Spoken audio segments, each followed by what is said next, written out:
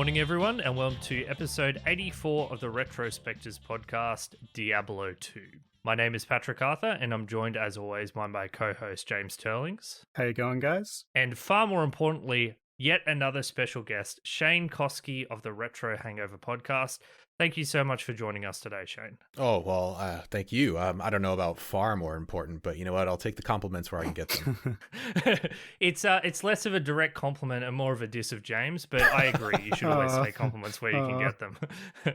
So Shane, I first discovered your podcast when I was trawling the podcast, I guess the podcast web. I like listening to lots of other video gaming podcasts, you know, just to listen to what other people are doing, but also to discover games that I've never played before, because there are so many games out there that I've never played in a million years.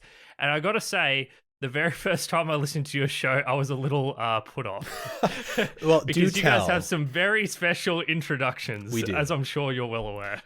Yeah, we knew kind of from the beginning that was going to be, let's say, divisive. And we toned it back, actually, for a little bit. And you know what? The stalwart fans decided that that was no good, and they wanted the obnoxious Chris scream back. And so we give the people what they want. It's so funny because I've listened to literally multiple episodes where after you go on from the obnoxious scream to talking about dragons fucking cars about other things, you guys say something to the effect of, man, I wonder what people listen when they hear this show for the first time. And I'm like, you know, they'll either know what we're about or they'll think we're trash. And as I was listening, I was like, my God, this is trash. Nice. But the thing is, it's a misdirect, because I continued listening, and what I discovered was that you guys actually are very thoughtful and detailed and excellent in your critiques of these old games. So I really love your show. It's just people need to be aware of that introduction. You know, well, first of all, thank you for the kind words. I would say that if for nothing else, it functions as a filter, you know? It's like a test. It's like the end of Indiana Jones and the Last Crusade. Like, if you can make it through the slings and arrows, then, you know, you get to the good stuff. And that's how I felt. Like, just recently I listened to your Tomb Raider episode, and I just really enjoyed your critique of it.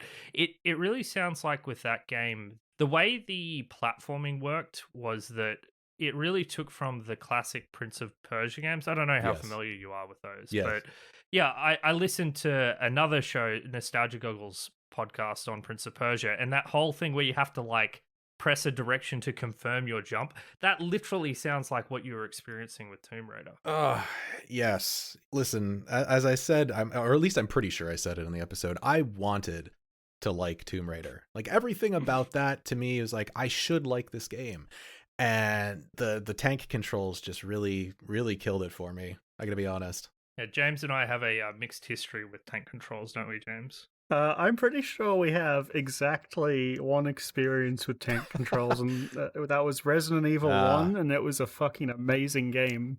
So obviously all games with tank controls are good, right? That's why, I think that's how correlation works. Yeah, that's why we're doing Prince of Persia 3D next, James. But yeah, so it's the Retro Hangover Podcast. Where can people find you, Shane? Is there anything else you want to add about your show? I mean, I've kind of told everyone what I think of it, but what do you think of it? It's hot garbage, obviously. So, you know, get that out right now. That's why you're on our show, right? I mean, this is a step up, honestly. You know, I mean, I hope Chris, my co-host, doesn't listen to this, but God, it's so nice to be on a show that's not terrible, right?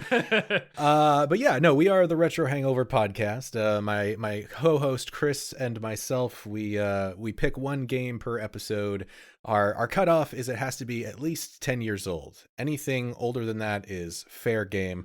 So we've got plenty of ground to cover, but we pick one game, and you know, we kind of talk about our own personal experiences, and then we also have a scripted brief history section, so you can't say, you know, that you didn't learn something along the way.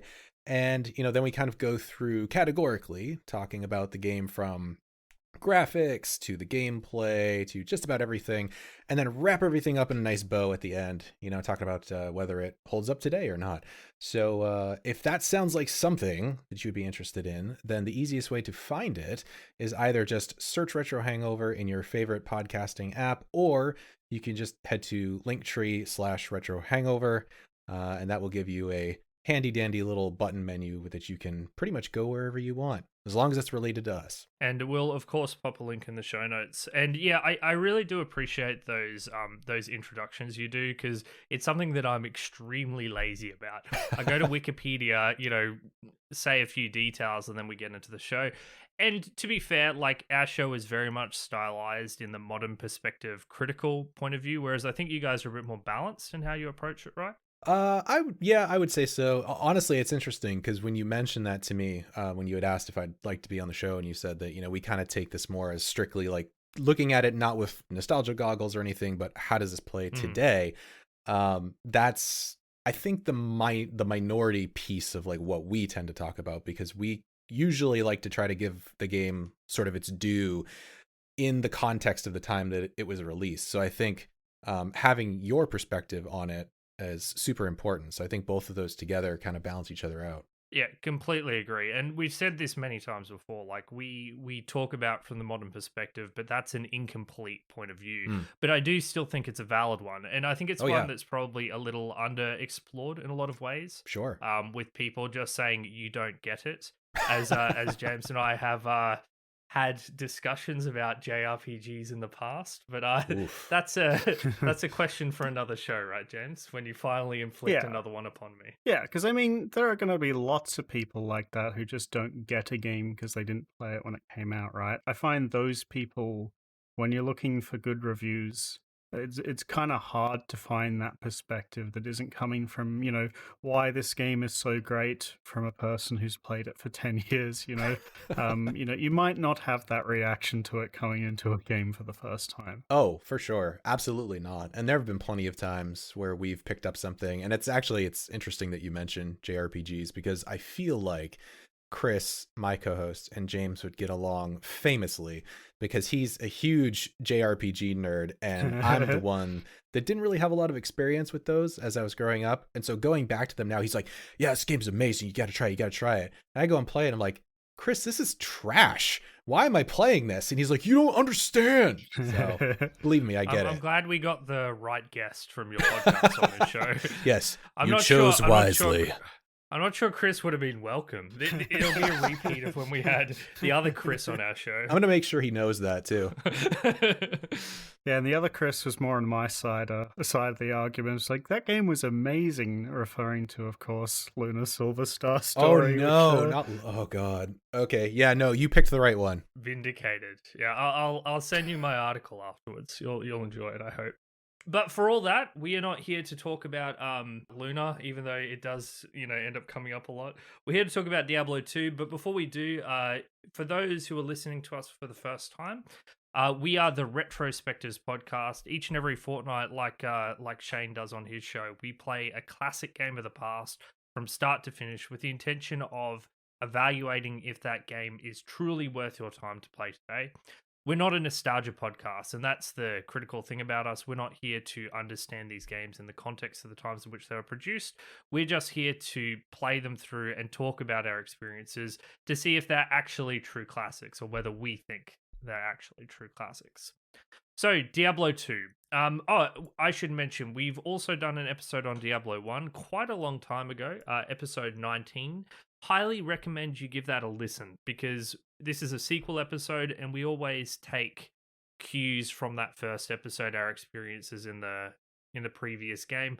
And I just think it's good to provide context. So recommend you give that a listen as well, whether it's afterwards or before is up to you. I will second that. Yeah, it's just always better to have that, I guess, have those gaps in our conversation filled in your head so you understand what we're talking about. Yeah, and we were talking about this before the show, but I'm a bit, whenever I go back and I listen to the old episodes, I'm like, the editing was so bad. But I think the Diablo episode was genuinely quite good, and I'm quite proud of it to this day, even though a lot of the older episodes, the fact that people start on episode 1 hurts my soul.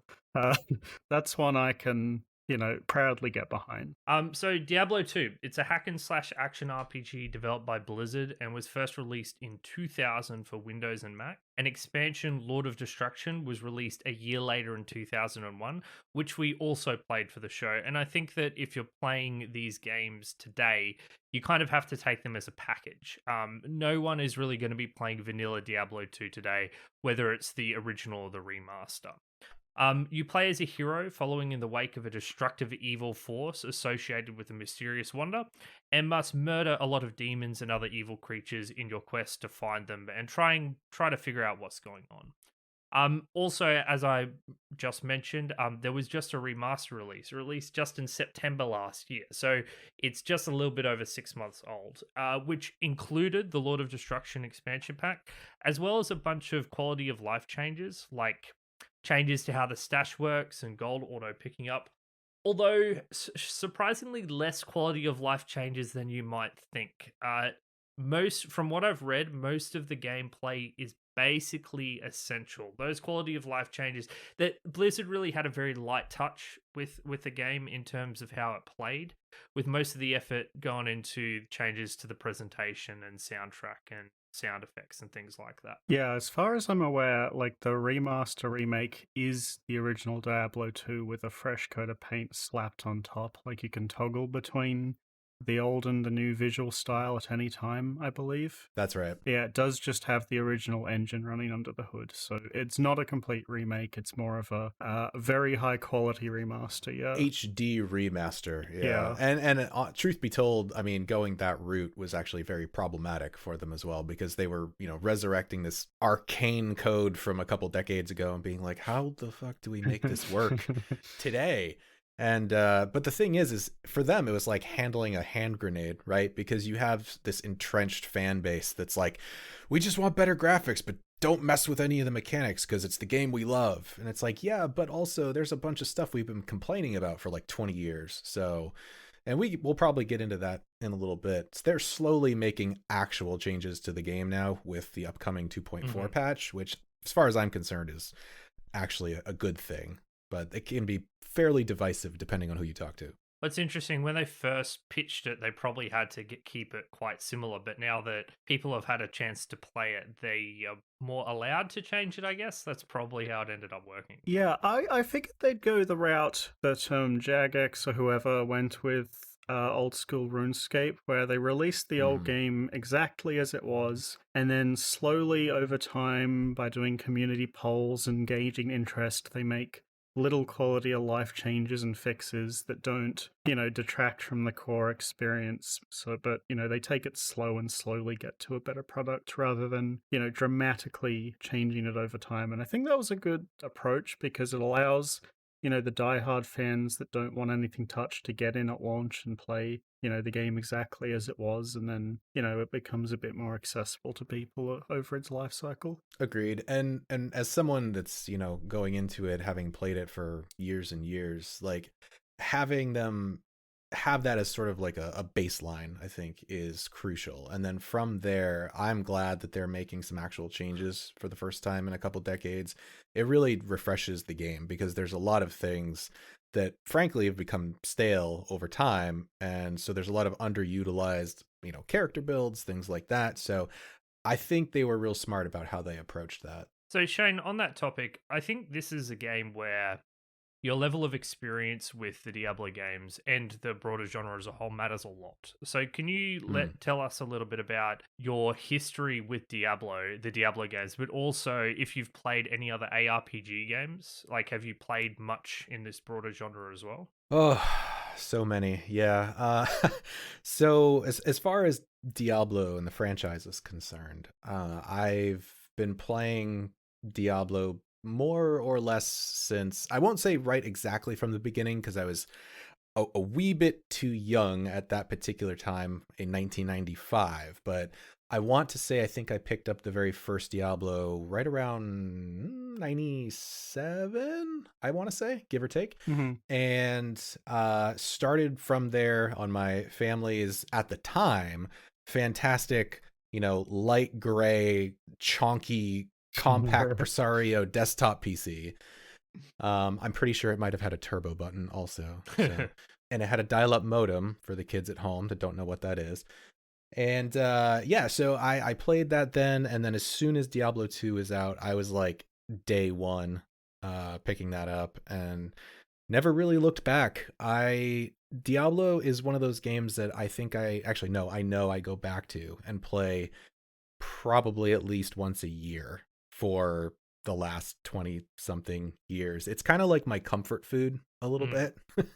And then as far as, just the wider ARPG genre, I've dipped my toes into a lot of other, I guess what folks would call, Diablo clones. Anything from, Grim Dawn to Path of Exile to Titan Quest, which by the way is criminally underrated. If you ever wanted basically Diablo 2 but in Greek mythology, that's like your jam, and you should go check that out. It's like always on sale. Can I ask you something? Sorry, I know I'm Sure. just interjecting here, but so No, I've played a lot of Titan Quest. That was a game I really got into for a while.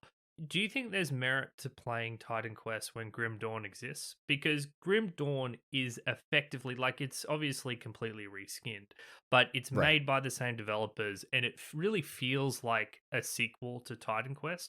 Is there a reason to play that original game, or would you say just play Grim Dawn? That's a good question. I would say from like a mechanic standpoint, you're probably better off just firing up Grim Dawn if you don't have any pre-existing love for Titan Quest. But there's a certain something to the atmosphere that they created, and just like I said, that like ancient Greek ambiance that they built into it that just was not, it's not something that was replicated in Grim Dawn. Of course, it's a very different setting.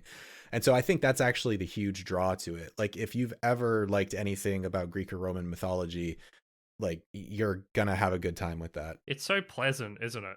It looks so, everything's so pretty and idyllic. It is, while you're splattering monster guts everywhere. Yeah.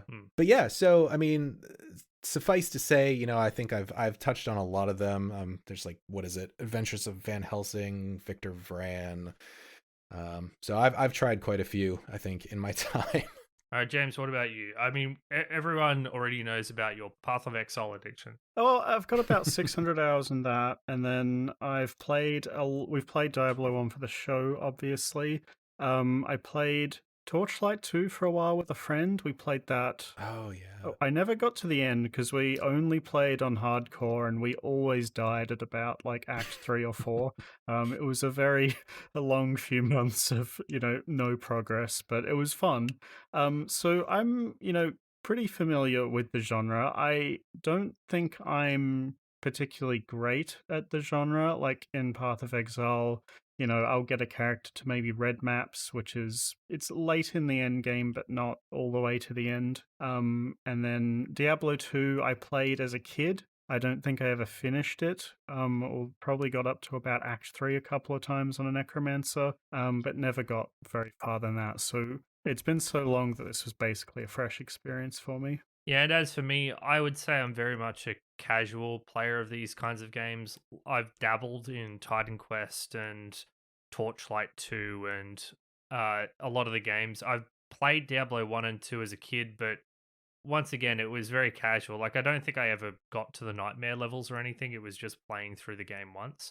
And I think that the thing that really killed my interest in the genre was the Diablo 3 launch. I don't know if you guys were playing Diablo 3 when it first came out. I bought it on launch too, and that also killed my like. I have the collector's edition box sitting right next to me. It's a giant box of regret. Yeah. Oh my god, it started off with not being able to play the game for like 2 to 3 days straight. Yeah. Error 84, baby. And even when you could get in, it was like you were moving at about 5 frames per second, and then oh man, it was horrible. And let's talk about that real money auction house. You want to get on that? Oh my god, I could, but I feel like we'd be here for 30 minutes. In fact, it will probably come up organically when we start talking about the gear system in Diablo 2. But it really turned me off the genre as a whole. I would say that I'm attracted to aspects of the ARP genre that have flourished in other areas, like roguelikes, for example. Like, I'm really big into roguelikes. I love roguelikes because I feel that they can push the limits of loot systems in ways that ARPGs fundamentally cannot because of how they're structured. But yeah, I'm very much a casual player with a decent pool of experience with how these work. But if you were to ask me how endgame works, I understand in theory, but it's not something I'm very familiar with.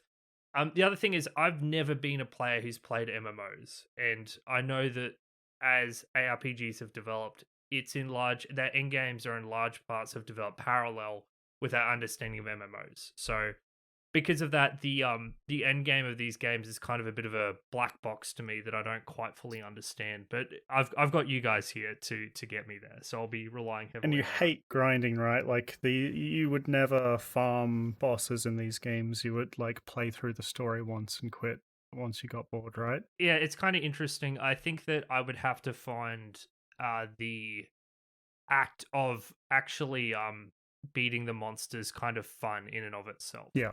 Like I wouldn't just farm for the sake of farming. I do enjoy, I do enjoy these games on a base level. Like I like seeing loot and everything, but I have to be enjoying the moment to moment gameplay. And if I'm not, I'm just going to move on to something else, not continue to do it over and over again. Mm-hmm. I think that's fair. If you guys don't mind, it actually just popped into my head. I've told this story on our show before, but it's extremely apropos here as far as my personal experiences with Diablo. So the amusing thing about Diablo 2 for me is it was the game that was the reason that my parents limited my computer screen time at home, because I would come home from school, I would drop my book bag next to the computer desk, I would fire up Diablo 2, I would jump on battle.net with my online character, play for hours, I would then leave it running, go eat dinner, and then come back and play until bedtime. And that went on for maybe a month. And my parents were like, this has to stop. Like, you can play for an hour a day, and that is it. And so, yeah, Diablo 2 is the reason that I had a computer curfew. Oh, no. Oh, that's dreadful. Yeah, I had one of those as well, although it was a different game. It was Counter-Strike that got me. Oh, yeah. Yeah. Did you have curfews, James? No, but playing Heroes of New Earth, like just after I finished school, got me kicked out of home. So that was fun. Yeah, video games are great, aren't they, guys? It's a real healthy hobby. Yeah, so good. Such a good way to have a good relationship with your parents. Listen, the way I look at it, I work in technology now. That's what my degree is in. So I just take that as like, I'll be like, look, Mom, see all those times you told me that nothing good was going to come of me being on that computer all the time? Well, look at me now. So I reckon we're about time to jump right into it. So Diablo 2, I think the first place to start is the story. And the question I have for you, gentlemen, just a simple opening question, is do either of you give two fucks about the story of this game? Yes. Yeah. You do? Yeah. Well, I right. don't give a shit about the story beats, because I think that the overall plot is kind of, straightforward and predictable. But I think that Diablo 2's presentation of its mediocre story beats, it was in general so good that I enjoyed it despite not giving a shit about the actual, goings on in the story. Because I think that one thing that Blizzard was always incredibly good at was cutscenes and voice work. And I think that both of those things are absolutely present here. And I also think that the story does a fantastic job of setting up the aesthetic and the tone of the game, which for me, narratively, I guess, is my favorite part, is just the general atmosphere that the story sets up. But, narrative beats don't give a shit also. I think that's a fair assessment. Like, you're not necessarily going to care about those individual story beats, particularly after your first run through the game. You're just like, okay, yeah, I get it, great, whatever. And truth be told, like, listen, I'm sure that there are some Blizzard fanboys out there that are going to crucify me for this, but Blizzard has never been good at telling a story. Their stories have always been popcorn, Marvel blockbuster type shit. And that's fine. Like, that's fine. But they're not penning some sort of epic here. Now, having said that, I personally I've always kind of been into the lore behind the Diablo universe, because I was that kid that would just like sit there and read the instruction manuals. That's right. There used to be instruction manuals, for those of you that don't know that. But and so I've actually leafed through like the original Diablo and the Diablo 2 instruction manuals more times than I think I can count. And there was a lot of actually really great like lore pieces that they included in those manuals. And so that's what actually really drew me into just the overall kind of world building that they were doing. And so that's the part that I really enjoy. Okay, let me ask you this, because the reason I ask the question like that is, of course, because I am not interested in this story at all. I really don't like when evil things are just evil and good things are good. It kind of is a bit of a turn off to me. I much prefer something like The Witcher's approach to storytelling with all the shades of grey. But I think the far bigger issue is that when I play these games, I just feel like I guess I'm running through a loot windmill. That's a bad way to put it. But I'm just like going in a straight line, killing the monsters in this area and then killing them in the next area. And I guess there's a bit of a disconnect for me there between sitting there in town listening to someone talk about the story versus what I'm actually doing in gameplay terms. And I think that as you play these games more and more, I increasingly feel like they're abstracted gameplay pieces, and it's very hard for me to be immersed in the world when I'm just looking at numbers on my screen. Yeah, that's interesting. See, one of my big experiences as a kid growing up was that kind of thing was the default for video games. Like, stories were always so disconnected from what was going on in a gameplay point of view that I kind of became, I guess, desensitized to that kind of thing. Like, I just don't notice when there's a huge disconnect between the gameplay and the story, because it was always like that for me. And that was just the norm. So I find it a lot easier, if I play a game that has like half an hour of gameplay and then, a 5-minute cutscene that's completely different. That's just so normal to me. I find it really easy to still pay attention to that. And in fact, usually if I find the story to be engaging, I find that those little cutscenes and things serve as good rewards for like getting to the end of a section of gameplay. I gotta say though, like, every time the cutscenes came up in this game, I was like glued to the screen. The cutscene that plays at the beginning of Act 2, where the wanderer and his companion are wandering through the desert, just sat there engrossed the entire time. I think Blizzard did a fantastic job with the voice work, and the cinematography in there. And I also think that they did an excellent job remastering it for the latest version, because it looks almost identical, but, better. Yeah, it's one of those deals where it's the same thing that I said about the remaster for Ocarina of Time for the 3DS, in that it looks like how my brain thinks that game looked. Exactly. It's really hard going... When I was like watching my gameplay and watching what was going on screen in the remaster online, it was really hard for me to pinpoint exactly what was different. Like, obviously the details, and all the fine detail is completely different, but they did manage to nail the aesthetic and the feel of the original, which I find a lot of remasters fail to do. You mentioned the Ocarina of Time remake on 3DS.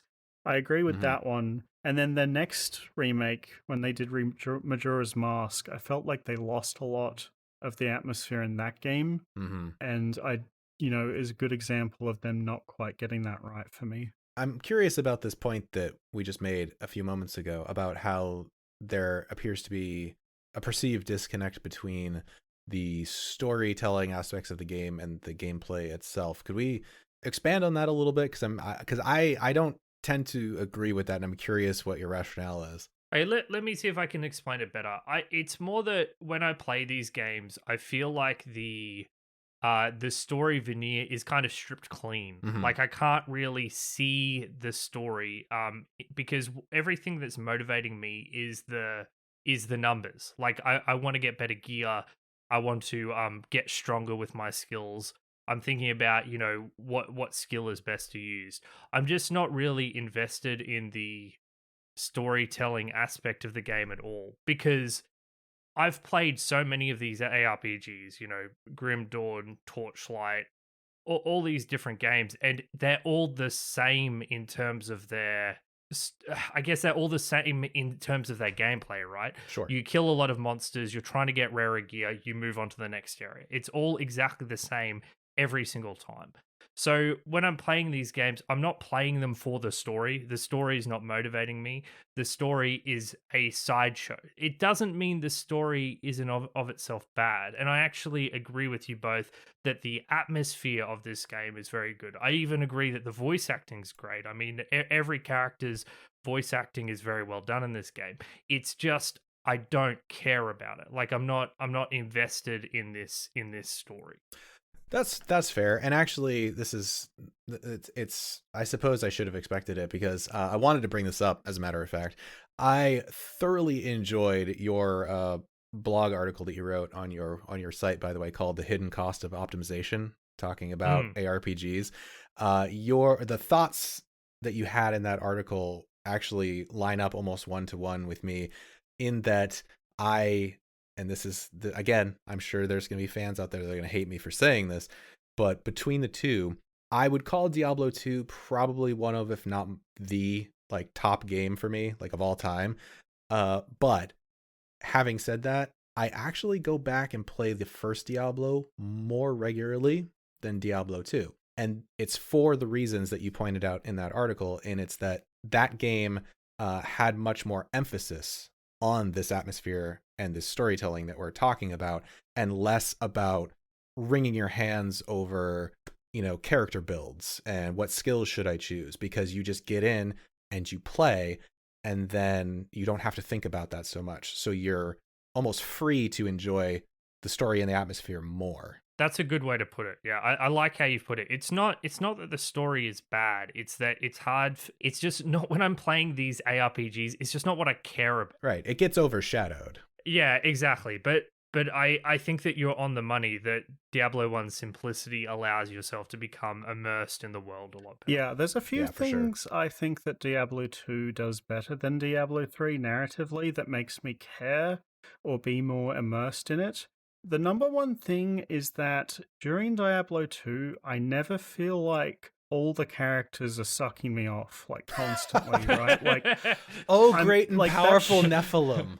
Yeah, it's so annoying and uninteresting, and it's like this game is an epic looting game where I go and I do everything because I'm so cool. It's like, no, this is a game where you're just a guy who, by chance ends up being able to help these rogue exiles, and then, all this leads into the final confrontation. And even when you get, every time you get to a new zone, the NPCs react to you with some level of suspicion or hostility. Particularly in Act 5. Yeah, Act 5 is the after big you one. kill 2 of the prime evils, you're still not trusted to this very, secluded clan of barbarian warriors or whatever. All that to me, and even if it doesn't quite make sense, because if you kill 2 of the primevals, you're probably going to be a pretty famous guy at this point. But the fact that they ignore that and just treat you as a dude helps my immersion so much, and doesn't make me feel like I'm playing through, some Marvel theme park game where everyone's telling me how good I am. The power fantasy simulator. I can't stand that kind of thing, if I'm being honest. And I really thought that the low dark fantasy feeling that Diablo 2 tries to provide was really emphasized by this fact that the story, you're not super special in any way. I thought it was something that was so much better than what they did in 3. Oh, absolutely. And I mean, I would even argue that that's further amplified in Diablo 1, even. That, they're just like, wow, it's cool that you came here. Also, a lot of other adventurers have come here. They're all dead, but best of luck, guy. That's pretty much what they're telling you. Yeah. I would say that I'm the opposite of you guys in that point that you raised before. The thing that keeps me coming back to these games, particularly Path of Exile, is the numbers aspect of it. The thing that always drags me back is seeing a new skill they reveal during spoiler season, and then, wondering how I can fit all the gears together to make that work. But I'd say that, I kind of agree that there is a level of atmosphere that game loses because there's such a focus on the mechanical gameplay. Diablo 2, I think, hits a nice middle ground where there's not enough, number crunching and messing around that it pulls you out of the immersion. And the gameplay has this like speed to it that allows you to maintain the immersion, especially when I was getting onto the higher difficulties and I was having to go a bit slower and be careful around corners, that kind of thing. I felt that I was getting the feeling that I got from Diablo 1, where I was this guy in this really scary basement trying to work through. And I was looking at the footage from Diablo 3, and the thing that always sticks out to me first is how lit up everything is in the It looks third like game. Overwatch. Mm-hmm. Yeah, and it's not that it's not like everything, even when stuff is like if you're in a cave or it's at night and things are dark, it's like they've pumped the gamma levels up so that you can see everything anyway. Whereas in Diablo 2, there is crushing black all around you, and you can see like a couple of meters around your character, and it's just so much more immersive and creepy and dark and spooky. I love it so much. Like the atmosphere, and the way it plays into this narrative about demons from hell, and necromancers and all that kind of thing just works so much better for me here with this much darker visual style, told through the lens of just a guy. Well, and I mean, there's a reason that light radius is a stat that you can get on gear because it actually mattered. In Diablo 3, yeah, they threw that out the window. They're like, okay, but what if every character class, no matter what they do, all of their skills just cause explosions? Let's just do that. The other thing that I just want to touch on real quick, as you mentioned it, is I don't come back to Diablo 2 for the story. I will say that. I like the story, but I'm super biased about it, obviously. What brings me back is precisely what you said. It's the mechanics, it's the gameplay, it's the optimizing and building a new character, in like a new ladder season or something like that. Like that's kind of the hook that ends up bringing folks back all the time. It's not going to be the story. That's kind of a one and done thing, I think. Yeah, so with that, I guess we could start talking about that a bit. Well, let's have a music break first, because we've been going for a little while now. What did you guys think of the music? We'll start with you, James. What were your thoughts on the music? And do you think it did a better job than Diablo 1? I still don't think that there was a song I liked more than just the normal Tristram theme, which I was very happy to hear when I visited the town again during Act 1. But I thought it was good. Like, I enjoyed the ones that played when you were down in the caves. I liked the music that they used in Act 5, up on the mountain as well. I thought it was pretty decent, although I still can't pick out a track I liked more than that one track from the first game. So I thought it was a bit more mixed than Diablo 1. Like, I particularly liked the music in Act 1 and Act 4. Act 2 and 3 were kind of forgettable for me. And Act 5, interesting that you liked it, because I thought that it was almost a bit too triumphant in how it sounded. It was a bit too upbeat. And what I wanted from this game was the more subdued, melancholic atmosphere that it conveys in the earlier acts. So I thought the music was good, and the ones I liked I really liked, but overall I thought it was a mixed bag, particularly the ones in the desert area. I didn't really enjoy that much. It felt that they went for a generic kind of I don't know, Middle Eastern sound instead of doing something that was better suited to the specific atmosphere that Diablo 2 was trying to convey. It's an interesting take on that. I was going to say that it hurt me a little bit that you said that you thought that Act 2 was like boring in the music department. I've always really liked the backing track for Loot Ghislaine, actually. Mm-hmm. But you in a way, I think you are right though, that it did kind of just go with, generic Middle Eastern sound. But then again, this is a game I've been living in for like 20 years, so I'm probably a little biased. But actually, I have to 100% agree that the soundtrack from Diablo 1 is superior. It just is. every one of those tracks is iconic. It's atmospheric to a fault. It's just dripping with dread. And I don't care what you try to do. Like, and I'm not trying to knock the Diablo 2 soundtrack at all, because I think it's fantastic. I think it does exactly what it needs to do. It fits where it needs to fit. It's usually not very overbearing, with perhaps the later acts being a little bit of an exception, as you mentioned.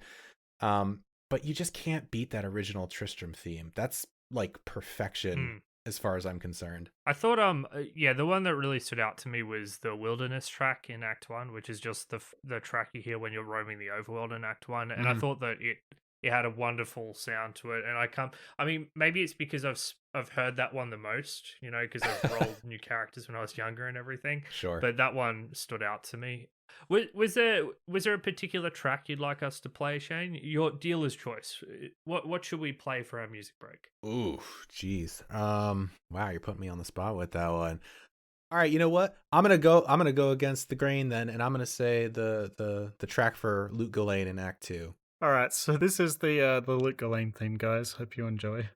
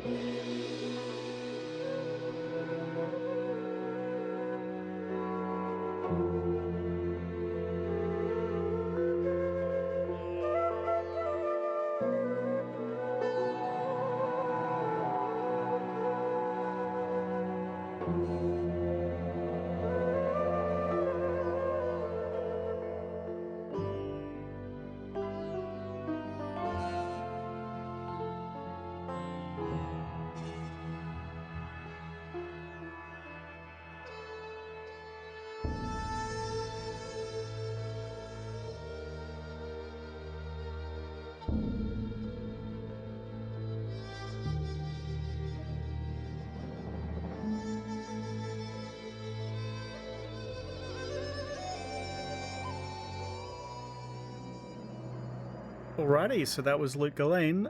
Let's get back into it. So we're going to be talking a bit about the gameplay now, finally. There was a couple of changes from the first game. I think the biggest one for me was the addition of extra slots for potions and the addition of the stamina bar, vastly enhanced skill system, the removal of random spell tomes. Where did you guys want to start in terms of gameplay? I think the place to start, we should talk a little bit about how this game just functions on a moment-to-moment level, because that's how you're going to be interacting with this game mostly when you first start. And then later on, we'll delve more into the RPG aspects of the game that kind of more influence how the gameplay plays later on. So for those who haven't played these kinds of ARPG games before, they're isometric games, they're top-down perspective. When you first get into Diablo 2 Lord of Destruction, I don't know if it does this in the remaster, but it gives you this fucking bizarre half 3D perspective. That should be the first thing you turn off. I don't know if you know what I'm talking about. I do, some weird, yeah. The characters look like they're from pop-up books. It's very disconcerting. I thought I downloaded a corrupted version of the game at first. Like, it looks so bad. So turn that shit off, make it look good.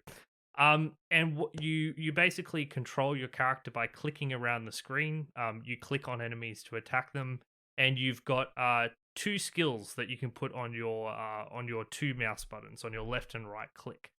Using the function keys lets you select which of those 2 attacks you want on them, but you can't just press a button to use a skill, which is what happened in most ARPGs. After that, you only have 2 active clicks to use abilities. So what you do is you move from screen to screen through randomly generated environments.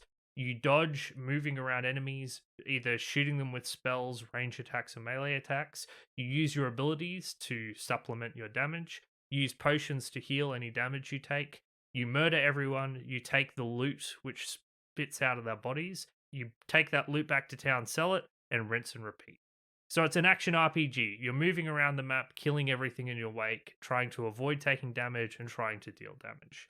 I think this is something that I'll ask James, because obviously we don't have your experience with the genre that you do, Shane. How did this game feel when you first started playing, and did it feel better to you at first than Diablo did, particularly with that run that you get with your stamina bar? Yeah, so I did notice immediately that just like Diablo 1, Blizzard did an excellent job making, the feeling of hitting monsters really good.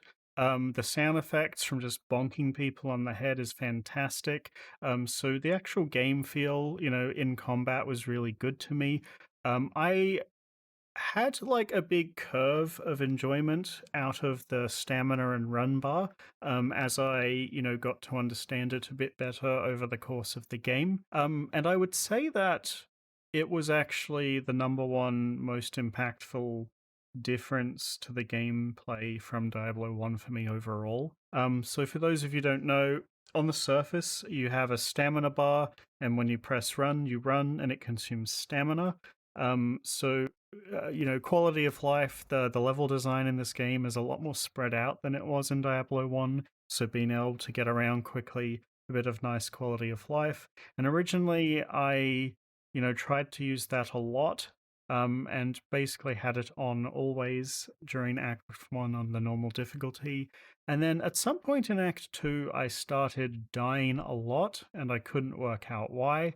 And I did a bit of research, and something I found out was that if you're sprinting, the game actually ignores all of the calculations that go into whether an enemy can hit you or not, and it just makes the enemy hit you.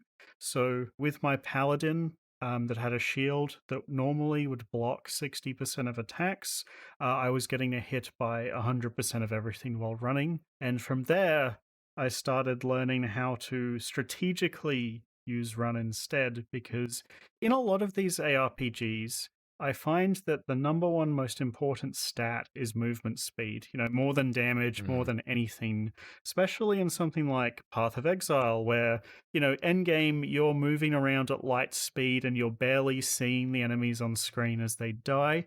In Diablo 2, there actually is a huge downside to going fast with the sprint button. So I found that, as opposed to a lot of other ARPGs, my gameplay ended up being a lot slower when there was a lot of enemies around. Although, against certain spellcasters, I would strategically speed up to avoid a fireball or something, and then immediately slow back down to, preserve my health pool. And I found learning how to do this and micromanaging that ended up being a lot of fun by the end of the game for me. Is that something that you were aware of, or a system you engage with, Shane? Honestly, I was about to say this is fascinating to hear like a relatively fresh perspective on this, because I have some thoughts about the stamina system that I've had for a while. I believe that the addition of the ability to run is fantastic for the size and scope of Diablo 2. I think it was a necessity.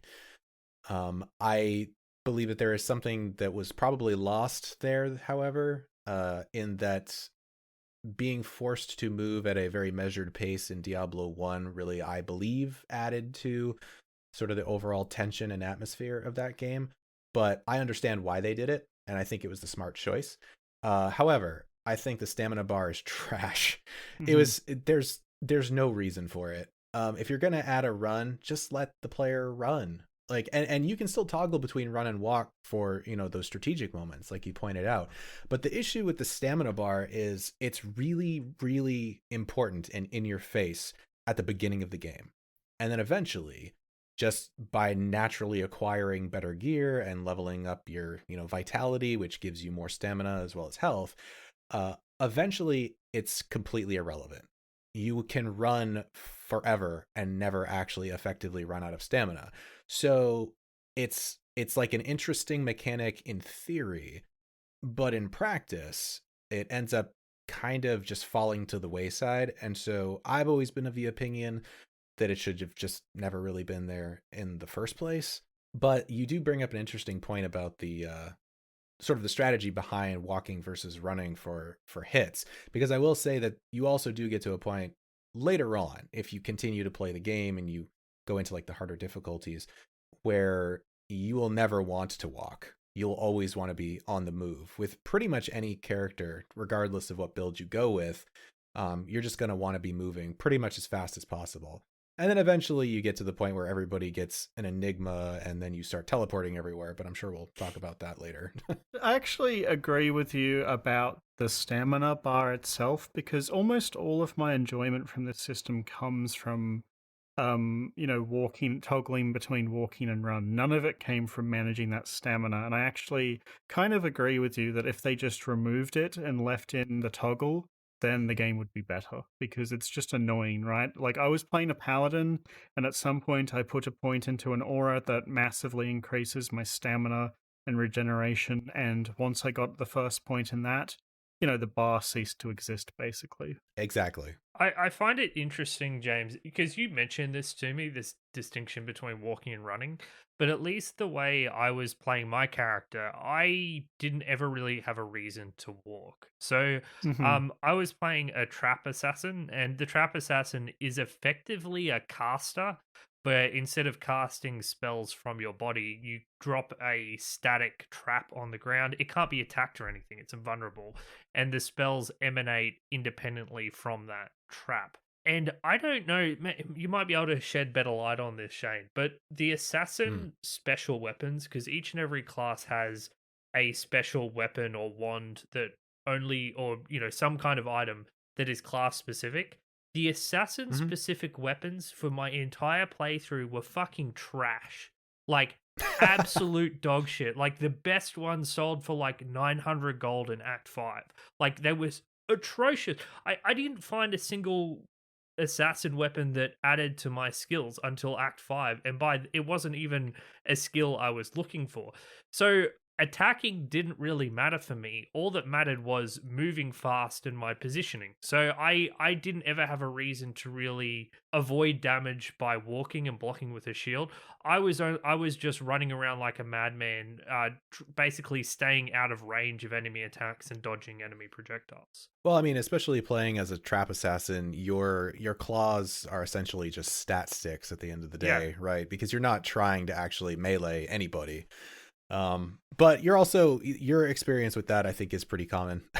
That's part of that, RNG that goes into the stat generation when items drop, is that particularly for a class like that you're playing, all you really care about is, does this boost my primary stat attributes, and does it give me a bonus to the skills that I actually give a shit about? And it sounds like you just got the short end of the stick on that one. I just thought it might be an assassin specific thing, because I found so many class specific items that boosted skills for every other class in the game, but the assassin I felt like I got nothing at all, and I was gambling at every opportunity I could get, so I was pretty sad. No, I don't think it's it's not an assassin specific thing. I mean, one of the characters that I rolled up recently was a necromancer, and I was trying to roll specific stats on like a grim wand to use, and I could not for the life of me get one that gave me the bonuses I wanted. And that's even going to, the NPC in Act 2, Drognin, who sells wands, and just making games over and over and over again to like re-roll his inventory. It took me forever to find one that was even halfway decent. So yeah, it took me a while to get like the weapons I got. So my character, when I started my paladin, because I didn't know what skills were good or what were bad in Diablo 2. I just wanted to pick a skill that I wanted to pick. So I picked is it Holy Fire, the one that is a big aura of flame around you and also boosts the damage on your weapon by a significant amount. And that was the primary skill I used up until Act 4, where it started falling off very hard, and I had to respec into, I think it was Blessed Hammer was what I went with. So wait a minute, you did that blind? Like, as in, like, you didn't research anything? No. No. When I did the respec, I did a bit of research, and I ended up in Blessed Hammer because I was gonna say, like, yeah, you picked the right progression right there. Oh, really? No, because I thought I'd screwed it up. Because Holy Fire, at the point when I respec'd, when I was in Act 4, what was happening was... Okay, actually, before we go into this, I have to make a big disclaimer about my experience with this game because I'm a fucking dumbass, okay? And I need to be open with that now. You know how you can equip a skill on your attack and on your right click? I didn't realize you could change your auto attack to another spell until I was in Nightmare. Like, I beat the whole game with just one skill because I'm a dumbass. So it's either terrible or like the best humble brag ever. I'm not sure which. Let's go with both. So at that point, I had, because what I was doing was in Act 4, I had Holy Fire on and I dumped all my points into that. And so I would sit there blocking a lot, waiting for the small enemies to die. And then if there was because the packs in this game are usually comprised of a lot of swarm enemies and then one important enemy, I would switch to a bow. And because Holy Fire gave like 300 damage to my normal attacks, I would like one-shot the elite and then walk into the fray and just hit things with my big, strong attacks. And at that point in Act 4, it would take me maybe like 8 hits on a normal enemy, including misses, to kill them. And then when I respec'd, I would click Holy Hammer or Blessed Hammer once and the whole pack would die. Because I could not progress through Act 4, and at that point, that's when I looked up a guide and was like, oh, this skill doesn't scale very well. Right. Yeah, so that's why I mentioned that you went from Holy Fire to a Hammerdin, because that's actually a really common progression, and I was going to be super impressed if you just kind of fucking divined that on your own. No, the Holy Fire thing, I was like, oh, damage in an area, that's funny. I can kill everything without doing anything. That was the small brain logic I was using for that. And no, it totally works. But I want to ask you this, it would have been a lot better if I had Zeal on my left click instead of auto attack. There it is. Yeah, that's what I missed. There it is. Okay, so at the end of Act 4 and through Act 5, just so you guys know, so the Paladin has these auras, and one of them is a big damage increase. It gives you like level 1, it gives you like 60% increased damage. And I was so confused by why this skill was a thing, because you could only have one skill on at once. So this is just worse than Holy Fire, because Holy Fire buffs your damage too. And then what I realized, in quotation marks, is that if I cast Blessed Hammer and had like 5 hammers out, I could swap to the aura to make the damage of the hammers better. And then I realized you could have 2 skills and felt like a huge dumbass. And you just have that aura on and Blessed Hammer on another slot. It's like, yeah, no, and so I think that is wild that you were playing, basically relying on Holy Fire and shooting things with arrows as a paladin. That blows my mind. I'm you know what? I'm happy that you did that, because it's so I don't funny. think I would have ever. Yeah, and the thing is like it's a whole new thing for me, right? Because being so entrenched in this for so long, I'm just so used to a lot of the same builds. It's like, yeah, okay, hammered in, great, whatever. When I hear somebody playing a paladin with a bow, I'm like, what? So James, sorry, there's something I don't understand. So you knew that you could change skills by like pressing the function keys, right? Yes. Do auras, do you need to have them up on your skill bar at all times? Is there anything stopping you from going cast F2, cast F3 cast? You can only have one aura active at a time. That's the Okay, problem. sure, right, okay. Yeah, well, you do need to switch, because that's what I was doing, was I had Blessed Hammer on F, I moved all the skill binds down to, QWE, Sure. and then I would go Q, click Blessed Hammer 3 times, and then while they were spinning around, tap W to activate the damage aura, to give the ones that were already in the air the damage aura. I see, That's right. Yeah, that's what I was doing, which is a lot less practical than how you're actually supposed to do it, which is putting the hammer on left click. Alright, I've got another question for you guys. So this was one of criticisms of Diablo 1. I want to see if you guys feel any differently about it, and that's potions. So when I was playing this game, I would say about half my inventory was filled with potions. And I don't know if that was a consequence of me being effectively a caster, but basically I would be running through just chugging potions like a madman. Do you think this is good gameplay? Do you think that what other games have done in limiting your number of potions is better? Or do you think it's just a different way of doing things? I think it's bad, and I think it's always been bad.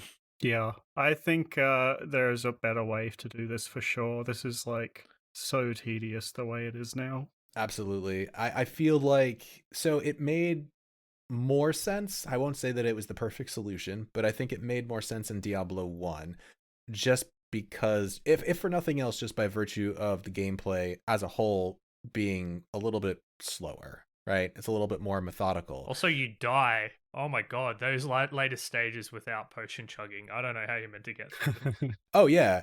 And so with Diablo 2, the pace of the game picks up exponentially. And so just pounding potions is actually just common. So, and it's doubly so with casters, because you are constantly chugging for mana. Now, eventually you'll get to a point where you, again, don't need that, because you've built your character with gear that will just give you passive mana regen. And so suddenly potions don't matter.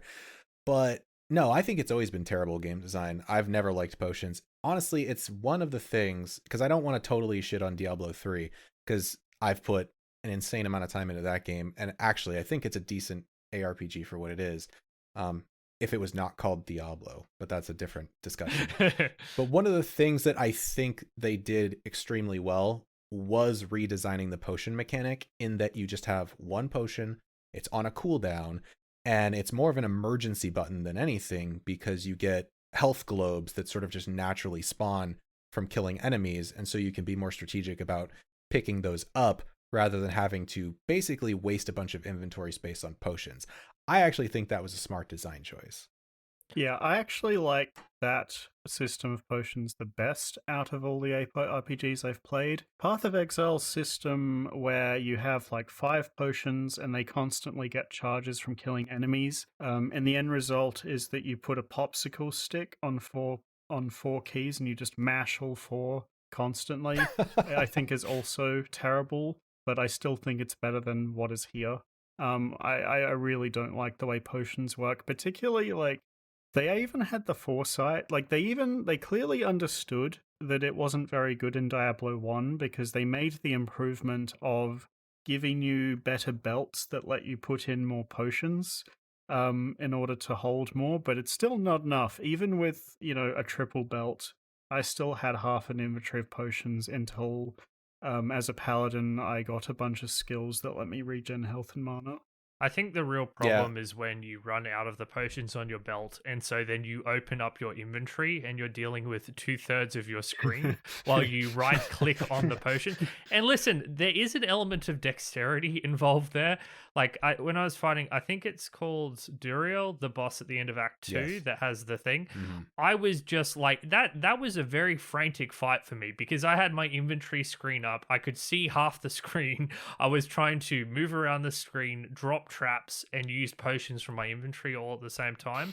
But does that add up to an enjoyable gameplay experience, or is it cookie clicker with extra steps?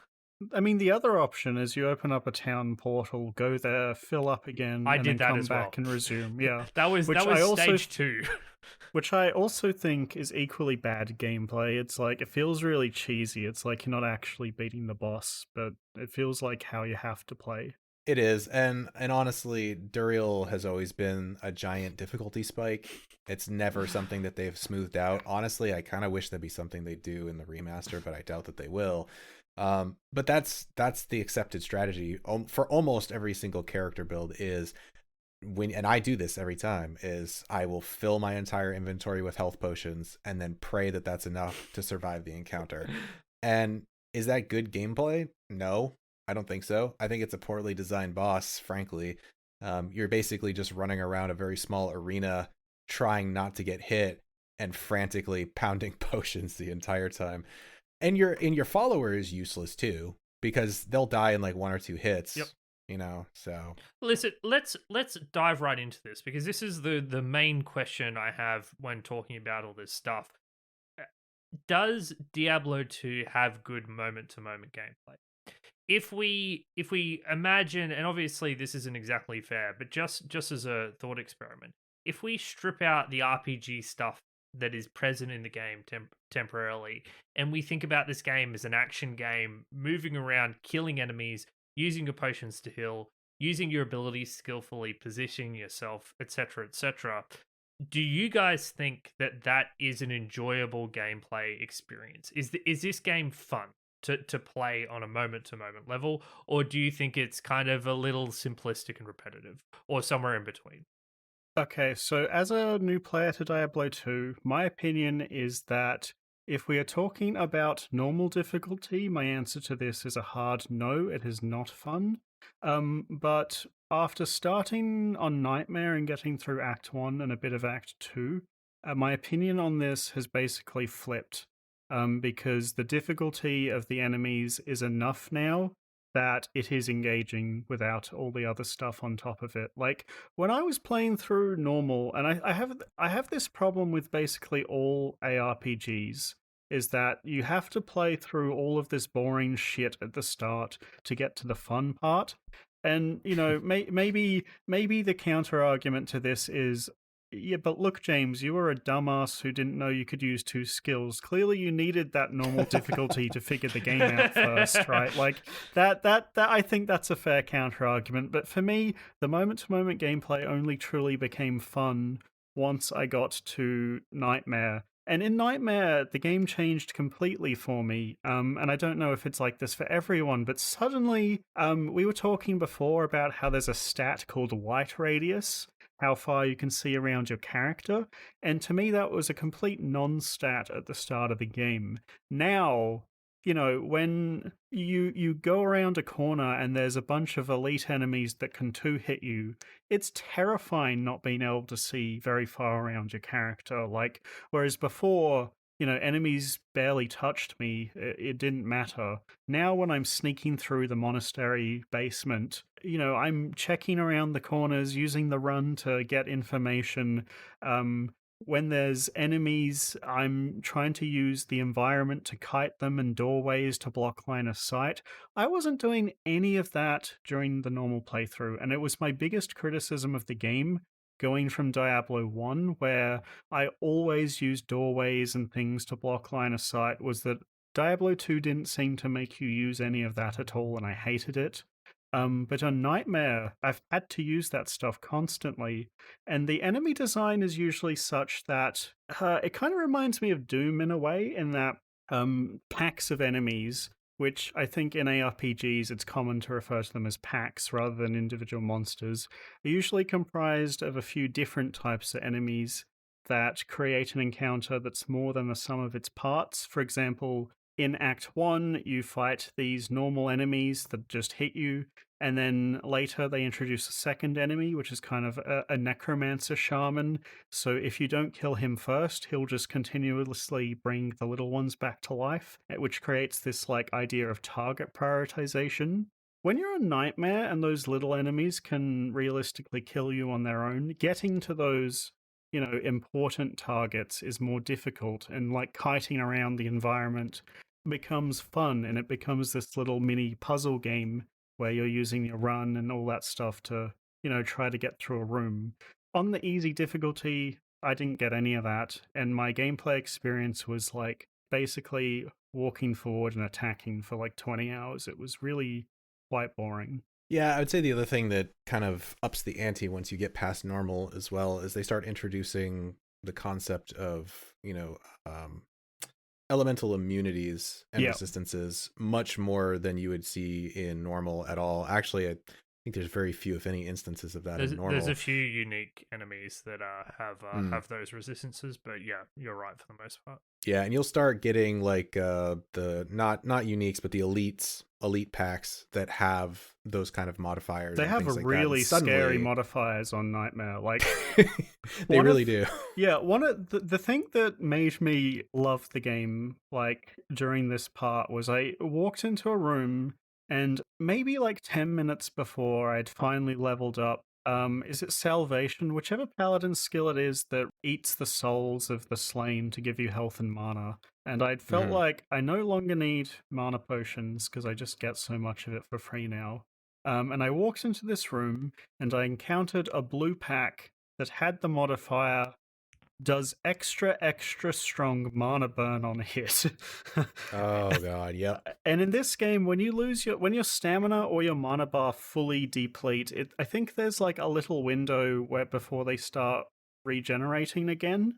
So I was like locked out of my mana pool and had to like get out of the room, wait for it to regen, and then like kite them around the room because I was too stubborn to just go buy some mana potions, and that was fun. And all those kinds of enemies, my paladin had these skills. I had all these auras that greatly increased my different elemental resistances, and I never needed to use them at all during normal. Whereas here, I had to strategically turn on the resistance auras against certain strong, enemies. It's just so much more interesting. Yeah, well, and part of that is also because they straight up just drop your resistances when you get into Nightmare by something like 60%, I think it is. Yeah, I think it's 30% per difficulty or 60%. Yeah, Path of Exile does that as well. So I was kind of like on the ball with knowing how valuable resistance gear would be later on. So for I played through just normal. I did a playthrough of the game from start to finish, and I have to say that I kind of found it very boring. So my trap assassin, I had a couple of buffs that I applied to myself, which were kind of like value points that I grabbed.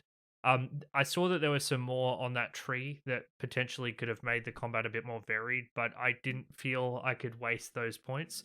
The rest I put into my lightning traps. There were a couple of different ones, but I mostly relied on two, which were the burst lightning one, when Shock Nova or something, where it shoots the things across the floor, and then the regular lightning, which is kind of like a faster stream of sniping attacks. And I would vary between those two depending on the situation. But for the most part, it was just running away from enemies with the bonus move speed I got from my gear, dropping my traps near the enemies, using potions, rinse and repeat endlessly. So it sounds like from what you guys are saying that when the game gets to Nightmare, you need to vary your tactical approach because of resistances, and also your increased vulnerability means that you have to play a lot more carefully instead of like a complete sped like I was. but I have to say, for normal, if you evaluate this game on the basis of one playthrough, which I think is reasonable, but I'm sure we'll talk about that later, I think the gameplay is not very good. Like it's very simplistic. There's not much to it tactically. And you're not vulnerable enough most of the time, even against the endgame bosses, because most of your problems are solved with potion chugging. You can just potion chug your way through any problems or most problems that stand in your way. I think that's a fair assessment. Yeah, I mean, in my experience, normal is kind of an afterthought now when I play. Like, it's just something you have to get through. Because actually, I'm not going to say all, but the vast majority of character builds, regardless of what you go with, are not really going to start coming into their own until you've gotten past normal, like as a minimum.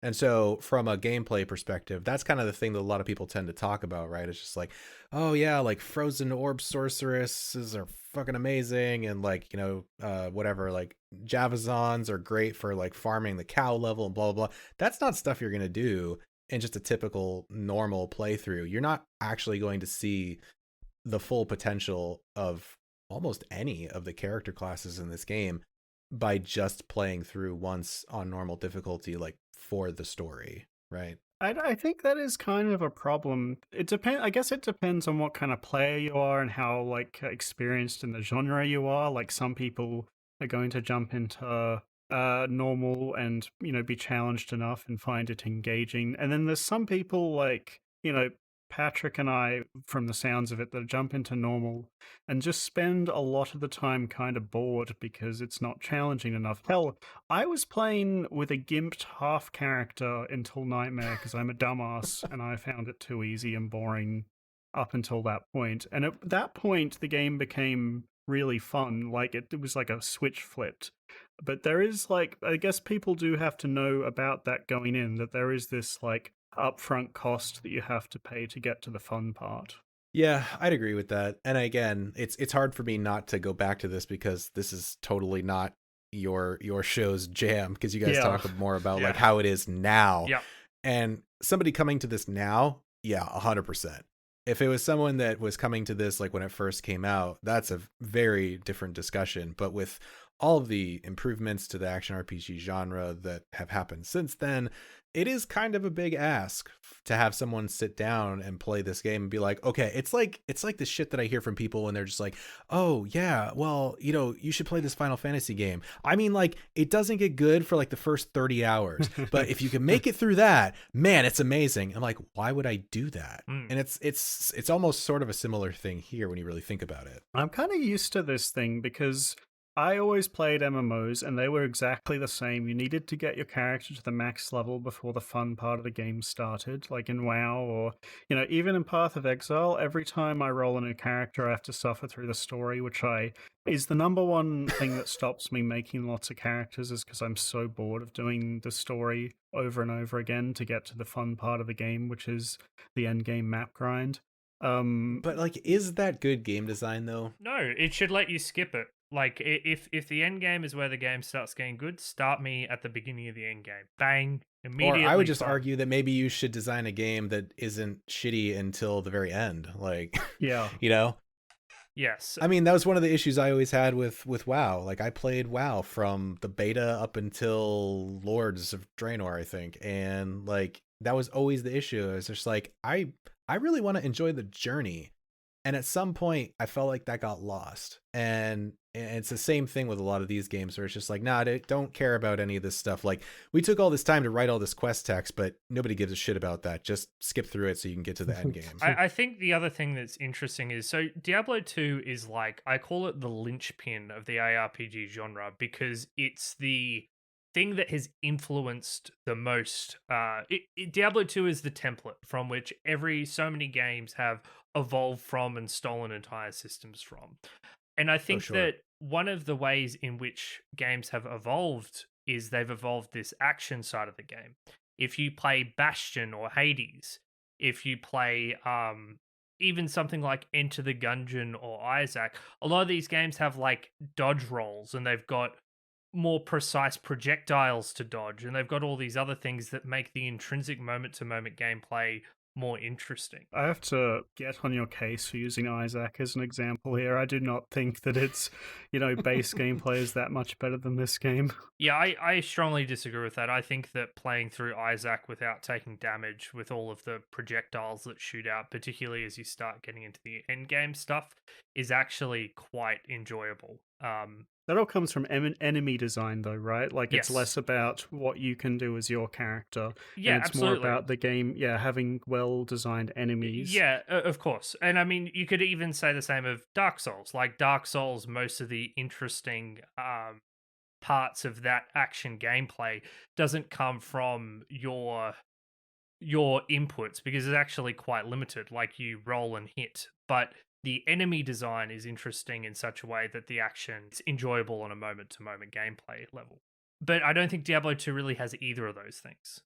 I think that, except some of the casters towards the end, I found some of the casters in Act 4 and 5 a bit more interesting to interact with. Yeah, I'd cite enemy design as one of this game's, like, it does some good things. Two of the enemies that I really liked was those necromancers that forced you to do target prioritization. it's not a very complex thing. Like, you just need to pick out the enemy that's important to kill, but it just stops me piloting enough to be enjoyable. And the second one was those tiki torch warriors in Act 3 that shoot the flame breath. Those things killed me very quickly if I did not, pay them heed. But to me, it's like those two enemies were the ones that I liked, and every other enemy in the game kind of blurs together because it doesn't, force you to react to it enough. Like, even the boss fights, particularly the boss fights, I found that I could just face tank them and attack them while chugging potions. Like, they don't require much of you to react to until you get to Nightmare. But at that point, even simple enemy designs are fun because you got to start kiting. Yeah, and I think hitting that threshold in Nightmare is what will make or break your character build. Like, you will know as soon as you start Act 1 of Nightmare if you totally hosed up your build or not. And do you lose access to the respec if you don't use it in Act 1? Is that how it works? Or do they stack between acts? No, it'll always be there. You would just have to like go back and reuse it. Although, fun fact, respecing was never an originally part of this game. I mean, it is now, but that was something that was introduced in a very, very late patch of Lord of Destruction. Like years and years after the fact. For the vast majority of this game's lifespan, respecing was never an option. So you picked your build and you stuck with it. And if you screwed it up, then you better roll a new character. You know, guys, I think it's about time we started to get into the meaty part of this episode where we get to talk about the RPG systems. Yes. But let's have another music break before we do. We'll go with Wilderness. I mean, it's a song that plays at the start of the game, but to me, it's the one that does the best job of capturing Diablo 2's particular atmosphere. So this is Wilderness.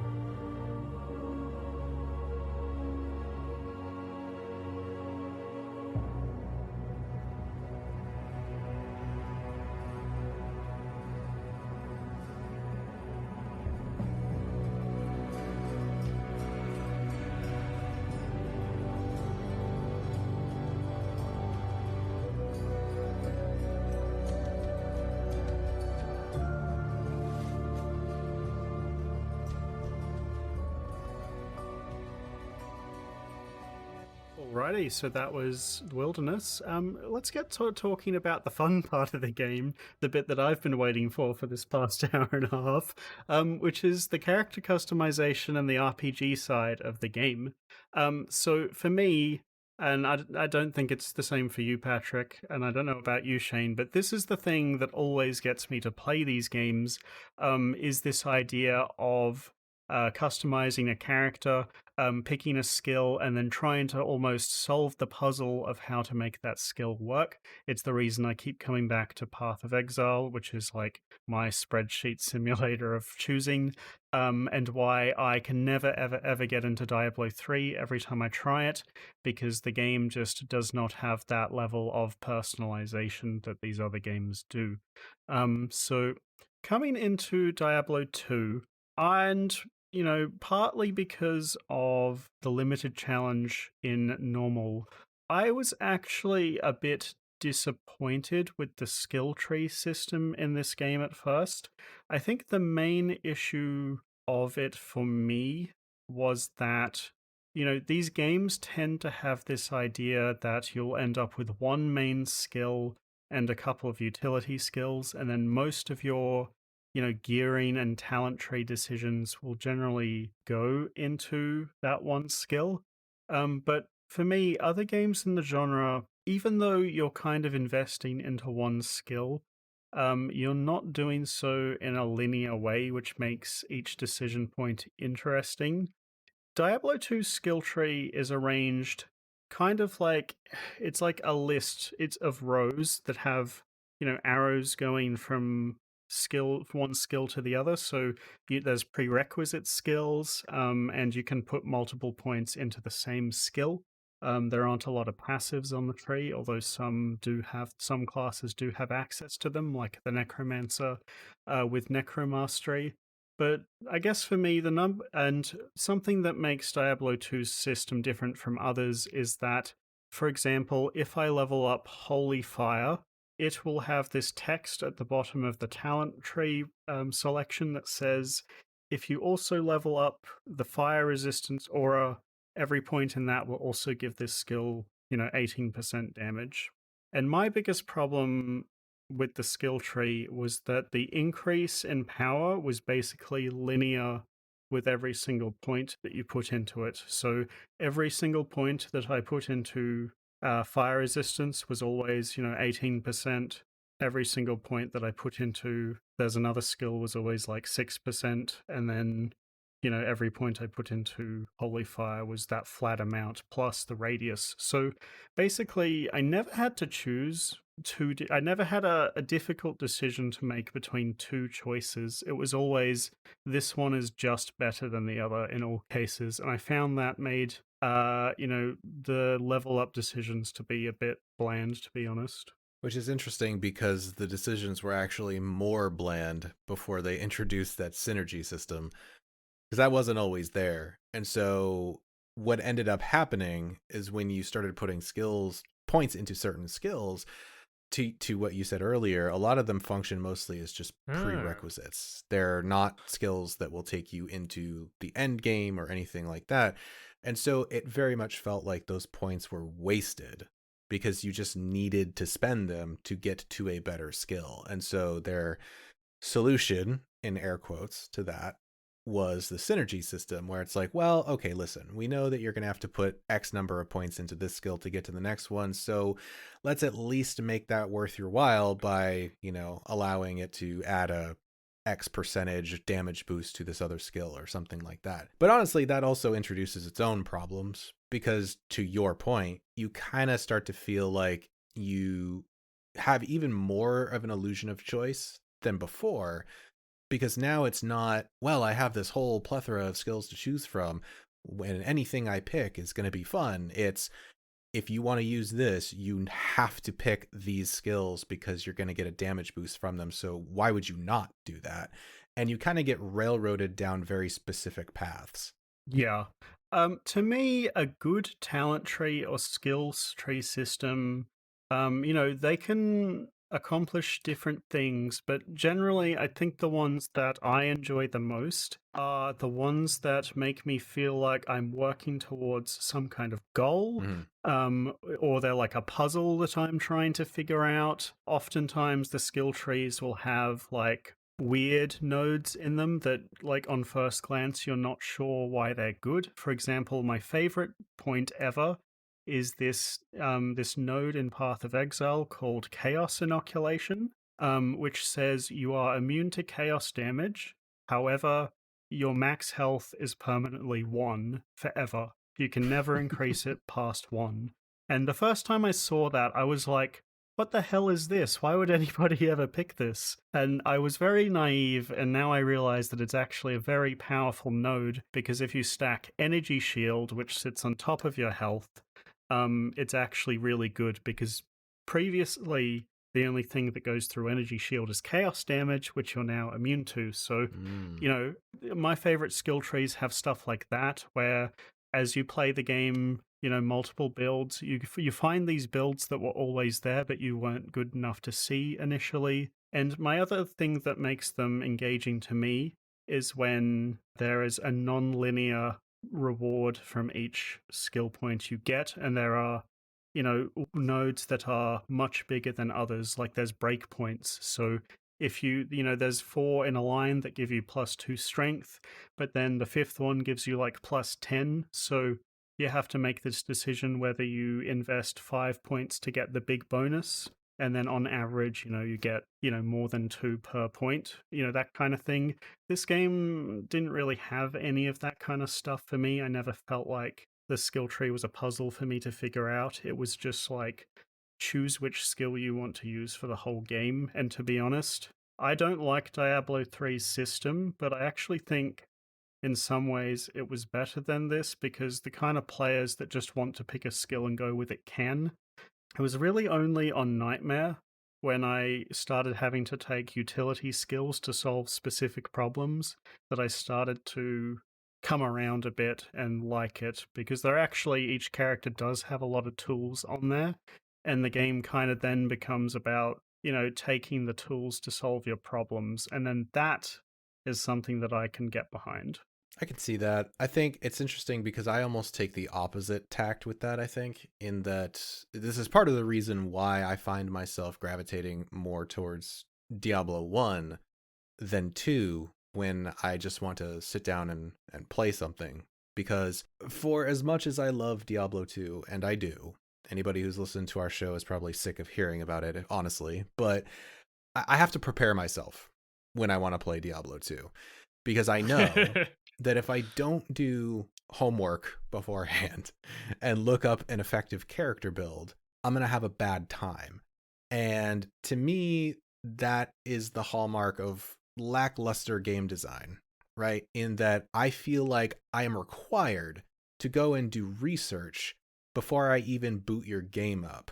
Because, you know, can you play through normal and basically do whatever the hell you want? Clearly, because we have a paladin with a bow. So that, you know, fine, that works. But if you're going to invest time into a character and play further than that and push into, you know, nightmare and hell difficulty, you're not going to be able to do that unless you go in with a very specific plan that's highly optimized. And some people totally love that, and more power to them. That's fantastic. But to me, something that's going to give you a more flexible approach to be able to make up for your failures, to say like, oh, well, you know what? I've tried this skill. Turns out it's not working out the way that I wanted it to. Let me adjust these, you know, points or nodes or whatever around a little bit, and let me try this instead.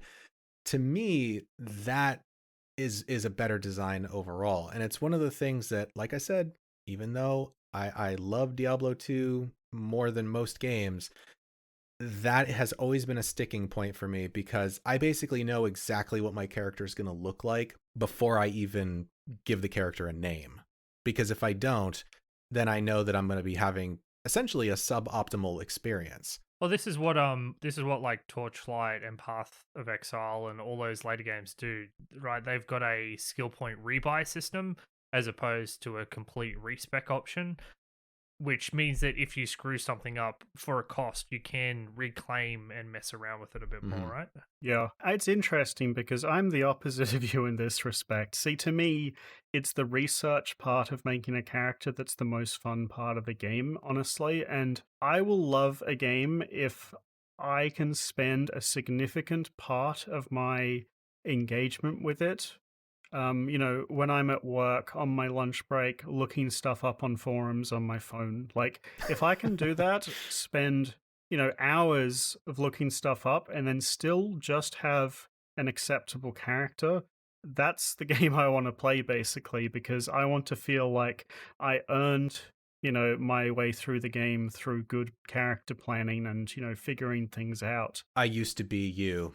I did the exact same thing, and I would get such a kick out of just spending hours poring through forum posts about like this is the most optimal combination, and if you do this then you'll get a 2% increase to your skills.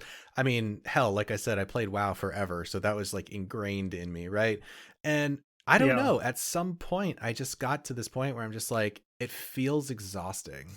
Like to your point about like earning your character, I want to feel like I earned it by making sensible choices while I'm playing, not basically taking information from somebody else who did the legwork for me. Yeah, and that's where I fall on this, and where I will always fall. I really don't like these systems where you have to commit to a thing beforehand based on a bunch of research. So Diablo 3 at launch versus Diablo 3 today are two very different games. And I think that what Diablo 3 today does, it doesn't have a traditional skill tree.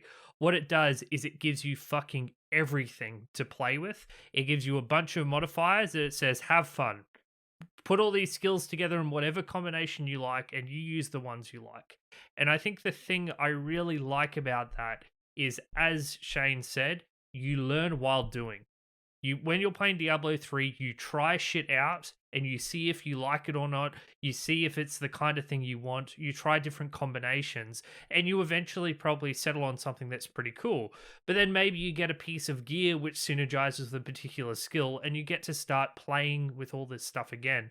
And at no point in that process have you ever been required to look at a forum post. You just get to play the game and have all that experimentation and research while playing the video game. And to me, that is always going to be better than doing external research for a Well, and I think you could probably argue, right, that on some level, you could also do that with Diablo 2, but it's the matter of time investment. Like, if you were talking to 14-year-old me, I'd be like, yeah, man, I'll re-roll a character if I screwed this up. I don't care. I got all the time in the world. I'm 14. Who the hell cares? But like me now, I'm just like, dude, I only have so much time to play video games. I do not want to invest 30 hours into a character to have that gut-sinking moment when I realize that I have screwed the pooch and now I have to start from scratch. That is in no way fun, to me at least. Yeah, it's interesting because it is a matter of time, right? Because let's say, Patrick, you play like Binding of Isaac, right? You are, because the game length, like each run takes maybe like 40 minutes or something like that. You're very happy, whenever you're given a choice of a bunch of items you haven't seen before, to just pick one and see how it works out. And then if it doesn't, for next time, and you're fine because you just spent 40 minutes, right? On top of that, the game is deliberately vague with describing a lot of these items. You don't know what they do. You have to use a lot of them to understand what the fuck they do. Yeah. Can I ask you guys, how different is the gameplay intrinsically based on different builds you do, and how many different kinds of gameplay actually result from builds? Because obviously I've played through the game once. I played through this trap assassin where I drop a bunch of stationary spells on the ground which do damage and then I avoid enemies. Do the different classes actually play drastically differently depending on how you've built your character, or is it a little bit same? Yeah, for example, let's contrast our play styles, right? Like, you were an assassin and you sprinted around avoiding enemies while they walked into your traps. As a paladin, I equipped a shield, and then every piece of gear that said does an explosion when you take a hit, I equipped. And then my strategy was walk into the middle of enemies, tank a bunch of hits while going boom, and then they die. And then, that stopped working after normal. But that was most of my experience in normal, was like wading into packs of enemies, taking the hits, doing damage in an area around me. So And Shane, do you think that that's true for like each and every character? And does each and every character have multiple play styles? They do. They are of varying effectivity, I will say that. But I think most character classes have at least a couple of decently viable builds that tend to play differently. I mean, you can contrast, like a Hammerdin who basically walks around in a cloud of flying holy hammers and just mows everything down, versus a summoner Necro who just kind of hangs back and sips pina coladas while all his skeletons decimate everything. That's one of my favorites, for the record. And then you've got something like the Amazon, who's a very, ranged character, whether it's bows or javelins. And even those characters within themselves can have very different builds. I mean, even like I said, the Necro, you could go full summoner and just do nothing and just cast curses on stuff and let your minions take them out. Or you could go poison Necro and kind of just wade into the middle of things and drop poison clouds. So I think that's one of the strong suits of Diablo 2, especially in comparison to its predecessor, where there is a significant increase in character and build diversity. Now, if you were to compare that to games that have come after, I might argue that, you're going to have even more options in some of these follow-up games, but there still is a lot of different flavors, I think. I don't know if this still works, but I remember one of the things I found when I was a kid, it might have been a specific version of Diablo 2, which is that the barbarian leap attack was bugged and it had unlimited range at level 1. I don't know if that's something you knew about. Yeah, so at level 1 you had unlimited range leap attack, so you could leap across the screen. Really quick. And I remember playing that. You could just leap to the leap skill worked fine, but leap attack where you targeted an enemy, unlimited range. So you could just use. So you just got a weapon. I think it's the skulls that you get mana back on hit. Mm-hmm. Is that right? Yeah. So you just have a weapon with skulls in it, and you just leap attack everything. And every time you leap attack, you connect, and you get your mana back for your next leap attack. Isn't it really fun when you find that kind of stuff out? Like when you this really niche thing that you found all this stuff and you put it together and you make this crazy machine. Isn't that just the most satisfying shit? But James, when I played this game for the first time, how the fuck am I meant to do that? Well, you clearly did. It was a happy accident. Well, for that one, for that one, I saw it online and I tried it, right, and I enjoyed it. But it's not something that I invented myself. What I'm saying is that the way that most people are meant to engage with this game is for their normal playthrough, type into Google weird and funny Diablo 2 builds and then go? Or are they meant to pick a character and then try to, make a build? Because I think that is the experience that most people will have when engaging with this game for a normal playthrough. And I think this is where our discussion and criticism gets a bit warped, because the lens that I'm interacting with this game and understanding this game is probably the one that most people don't deal with it. Most people who play Diablo 2 are probably signing up for multiple playthroughs, right? Most people who play Diablo 2 are probably even doing research, but that's not what I wanted to do when I played this game. Do you think that means that I've approached this game incorrectly? Or do you think that it's just a different way of doing it? It's different, right? Because that, like you said, that is so far removed from how I would approach playing these games. I would basically... I did jump into it blind for the first few acts, but this isn't how I would play this game. I would look up a bunch of different characters and see how they played, picked one that seemed cool. And generally in this kind of game, what I would do is I would pick the character that the least amount of people online played. Because you're a hipster. Yeah, well, that generally... Because I like doing the research side of things, that basically means that there's less information, so I have to do more detective work to make it work, basically. But that's just me. But I imagine that a large number of players would, play the game the first time the way you did, though. I don't think you represent like a huge minority or anything. It's just that me and Shane probably didn't have that experience, or it was so long ago we forget. Well, I was gonna say that's the thing is Yeah. like I definitely had that experience, but that was like 20 something years ago now. But I think Yeah. it's definitely a valid experience. Yeah. 100%. And we were talking earlier about how normal difficulty seems kind of like a cakewalk.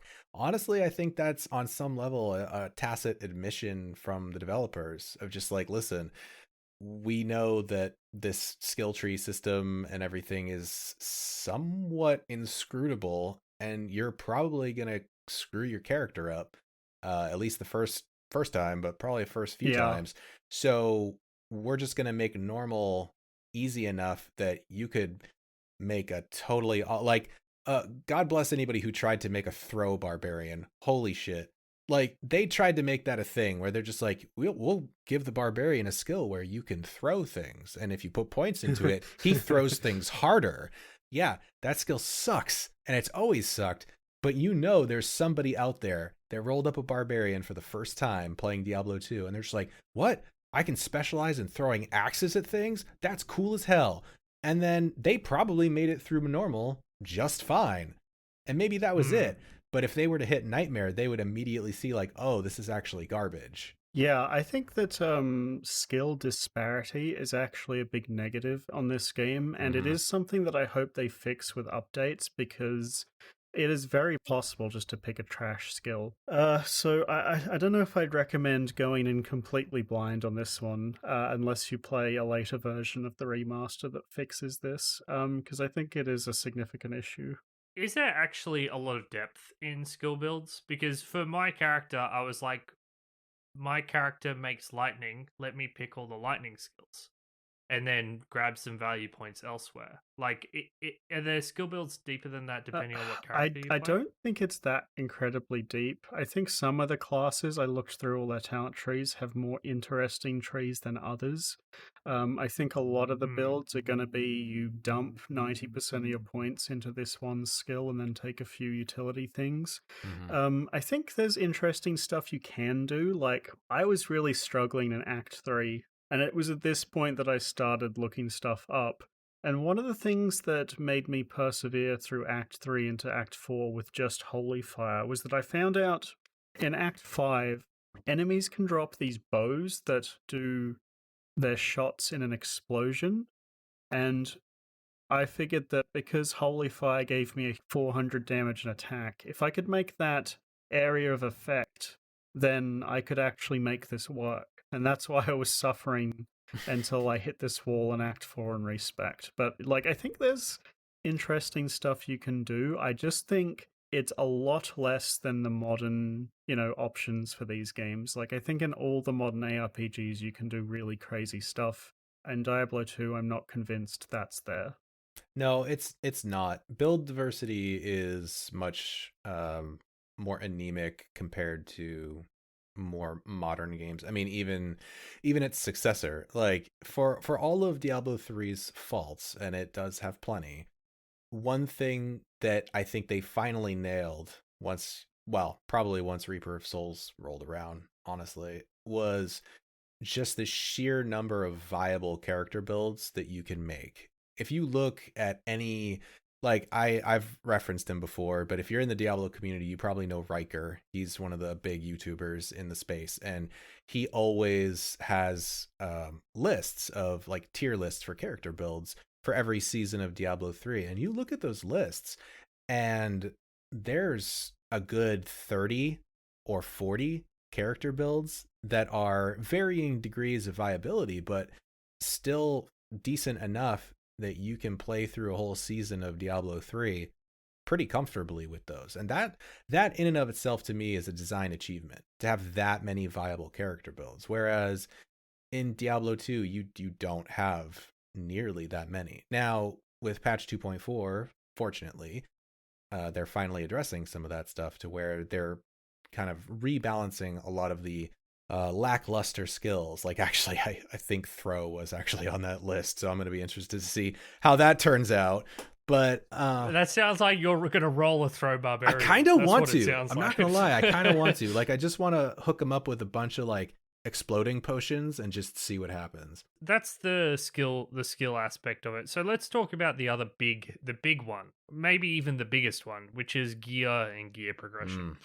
Because in many ways, these two things are interlinked, and in later titles, they are literally interlinked, and it starts to become difficult to distinguish between the two. What do we think about the gear in Diablo 2, the rarity, the gear progression, how it facilitates builds? What's the deal with the gear in Diablo 2?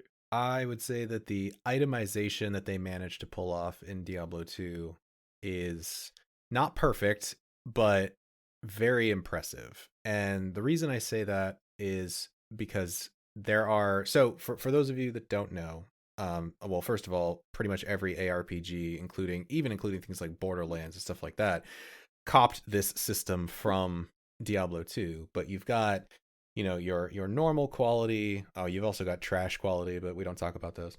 Normal, you've got magic, you've got, rare, you've got set items, uniques, that sort of a thing. And in something like, again, Diablo 3, the itemization is garbage. So like magic and rare items basically might as well not exist because they're terrible in almost every single case. Whereas in Diablo 2, it is actually very common for characters to run with just blue magic items in certain slots for a pretty significant portion of their character's lifespan, just because of the bonuses that you can get on them, like plus to certain skills or plus all skills or things like that, that lower tier items are actually still viable for a much bigger cross section of the game than they would be in some other games. And that in and of itself, I think is an achievement. Yeah, it's interesting because I think the gold standard for the difference between the rarities was actually almost nailed here in Diablo 2. Because you don't want the rarities just to invalidate the previous one. Each one needs to have a specific use. And for me, the gold standard, and I'm hoping, Shane, that you can explain where magic items fit into this, because I can't figure this one out. But the gold standard for me is that white items are basically used only at the start of the game. However, can be extremely valuable for use in crafting. For example, later on in the game, you get the ability to add sockets to one piece of gear. And if you put a rare item in, he'll add 2 sockets to it. And if you add a unique item or whatever, a legendary, he'll add 1 socket. But if you put a white item, he'll add all 4 sockets, and then you can re-roll the white item into a rare item. So white items, you won't be excited for their stats, but they can be incredibly valuable as crafting material, and this is the same in Path of Exile, so they still have value when they drop. And then rare items are your big stat stick items. They usually, have a bunch of different modifiers on them that could be good or bad depending on your build. Unique items will always drop the same, and these will, on average, be better than your rare items stat-wise, and often provide completely unique effects that are unique to this one item. However, rare items have a higher ceiling. They can roll better stats sometimes than these items, so even though you get a really special unique, if you get even luckier, you can get a super cool rare item. So there's this balance between the tiers of the rarities that's kind of maintained. And I think that for a first attempt, Diablo 2 got shockingly close to the right approach here. Although I'm not entirely sure where magic items actually fit into this, because I just got the feeling they were a stepping stone to rares, to be honest. So I think in most cases they are, but I think where they really tend to shine is those skill bonuses. That seems to be the case in my experience, where I will hang on to a blue ring, for example, for far longer than you probably otherwise would have, simply because I managed to find one that rolled +2 to all necro skills or whatever, or a plus a bonus to the particular skills that I want to use. And that statistically is going to give me a much better boost in my gameplay than if I were just gonna have like more of the sort of stat stick, rare item. So I think magic items are a little bit more of an edge case in that way. I wanted to touch on real quick though the thing about the white items, because that one is interesting, because honestly the biggest draw of white items is the fact that you can bring them to Larzuk in Act 5 and he'll socket them for you. And items themselves have different maximum numbers of sockets depending on the type of item it is, and so he'll always give you the maximum number of sockets on a white item. Now, the reason that's important now in Lord of Destruction is because of rune words.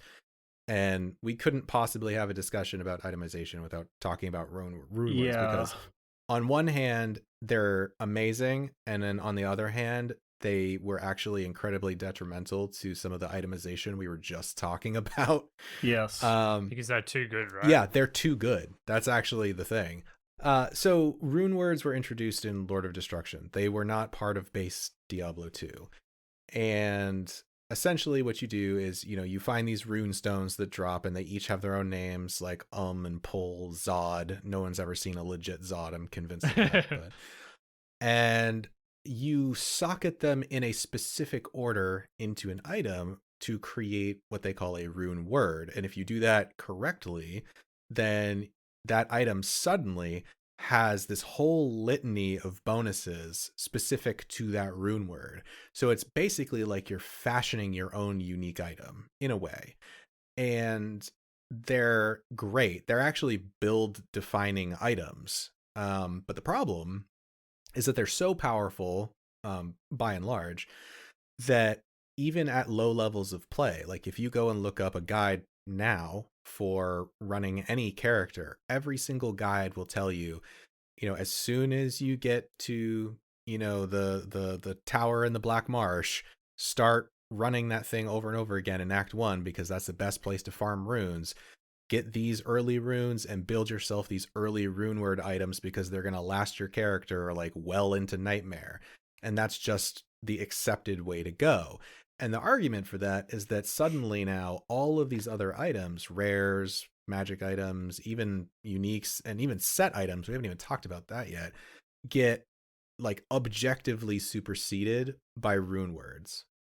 Yeah, I don't like this at all. Basically, I had this experience where somebody on our Discord mentioned that rune words exist, and I was like, oh, that's cool, and I looked it up. And then, the first thing, it looks like every single character makes the stealth chest and equips it, and the lore helmet, and, that shield that you get all 3 for free. And that was my experience. I made those items, and then, I found one helmet better than lore. That was it. And then the other 2 have just been on my character for so long. It's like I have these slots that I can never get an item that's better, and it's so boring, because one of the real joys of this game is killing an enemy, seeing something incredible drop, and just getting this huge rush of dopamine when it's like a huge upgrade for you. And the rune word's base level of power is just so high that on normal, and I don't even know if it's even that much better on Nightmare, that you can never find anything better. They're just too good. It's too easy to get the runes to equip them. Like, I didn't farm for any of them. I just got them, and I have so many just sitting in my back, like stash, that it just invalidates all your early itemization. It makes it so boring. Doesn't it invalidate gems as well? Like, why would you ever put gems in an item when you can put rune words in there, right? For the most part. Yeah, I agree with that. See, I think that rune words have a place in the game, right? Like, I think that you can make unique armor that has a very unique effect that you can build a whole character around. So, for example, let's say there is a chest piece that changes summon skeleton to summon cobras or something. Like, it changes the way you play the game. And therefore, if you want to play a Cobra Necromancer, you need this item to do that. So being able to deterministically acquire this item through rune words is a good thing. Where it falls down for me is when the rune words just give raw stat sticks that are better than everything else. If you can just get unique, weird, niche items out of it that are build enabling, I am perfectly okay with that, because it means you don't have to farm, this one map 100 times to get the item you need to play your character. You can just make the word and go. Yeah, yeah. That's where the balance is for me on this, but I don't think they hit that here. No. To be fair, it was the first attempt at such a system, but it really pulled the itemization down for me. Yeah, it does. It does. And I think it did for most people. I mean, it genuinely short circuits the entire gameplay loop at that point. Yeah. And it kind of sucks, like, because they're fun for sure, but when, basically every guide that you look at is just like, well, every single slot on your character that can be filled with a rune word, like 100% do that. And then for the ones that can't, like, oh, I guess you could use this unique item or something.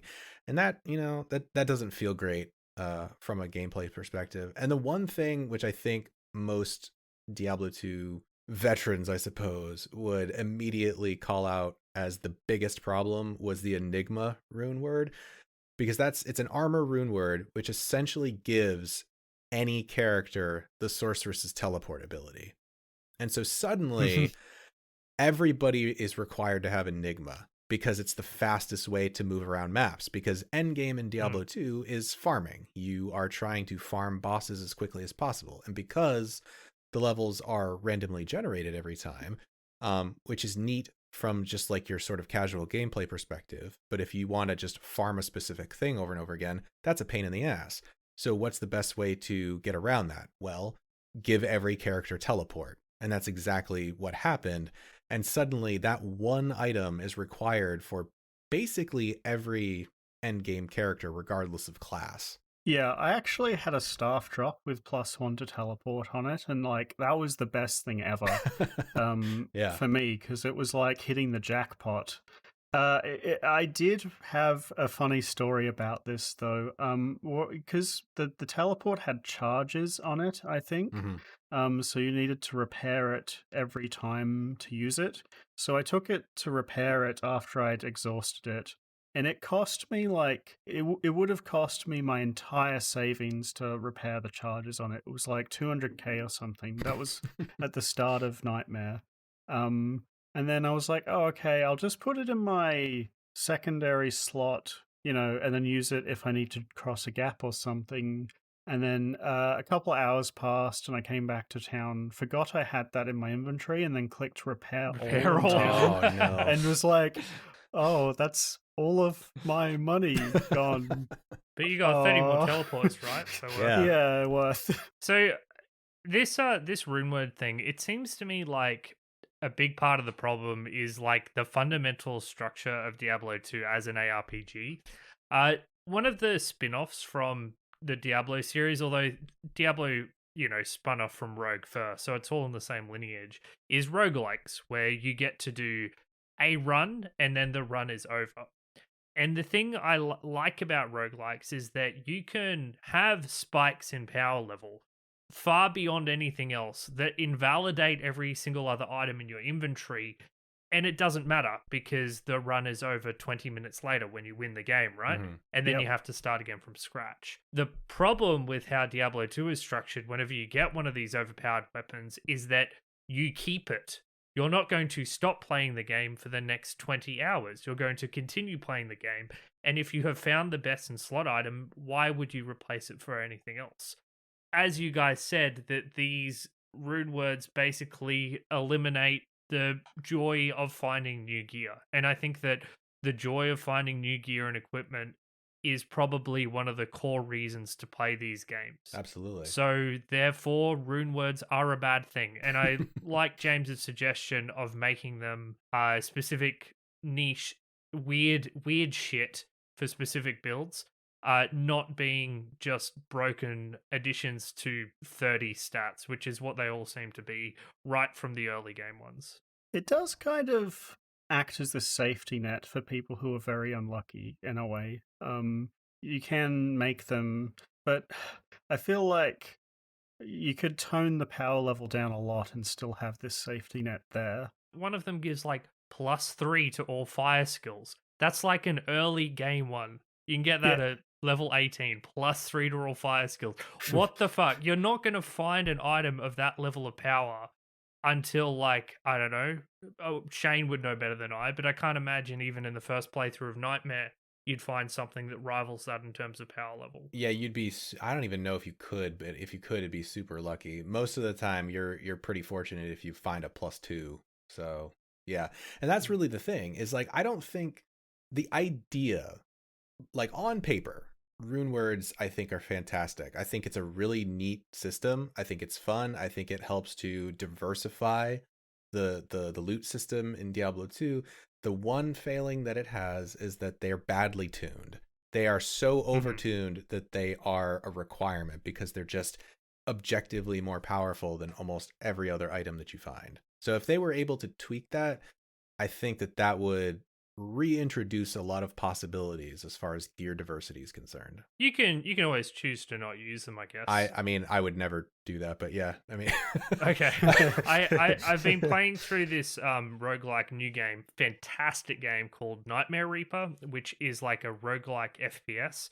And you pick up weapons and they re-roll, right? Like they roll stats just like in Diablo 2. The problem is when you find a really good weapon, because the game lets you take one weapon with you in between runs. Like when you find a shotgun, you know, and a shotgun shoots a bunch of little bullets, but it has random projectile. So instead of shooting 24 little shotgun pellets, it's shooting 24 fireballs or whatever. A weapon that's too good. And it's exact same issue. You find a weapon that's too good, and suddenly all of the loot systems are broken because the gun you have is bad. I started to not use that weapon. Like, I was like, all right, well, I'm just not going to take the good weapon with me. I'm not going to take any good weapons with me. So that I can continue to engage with these loot systems. Just don't let you repair the weapon. Just let it break, like the great game Zelda Breath of the Wild did to avoid this problem. Oh God. No, I mean, it's not the worst idea, right? Like you basically say it will you craft this cool weapon, it lasts a while, and then it breaks again, and you have to fall back on your regular gear for a while until you can craft the good thing again, right? I don't think it's the worst idea in the world.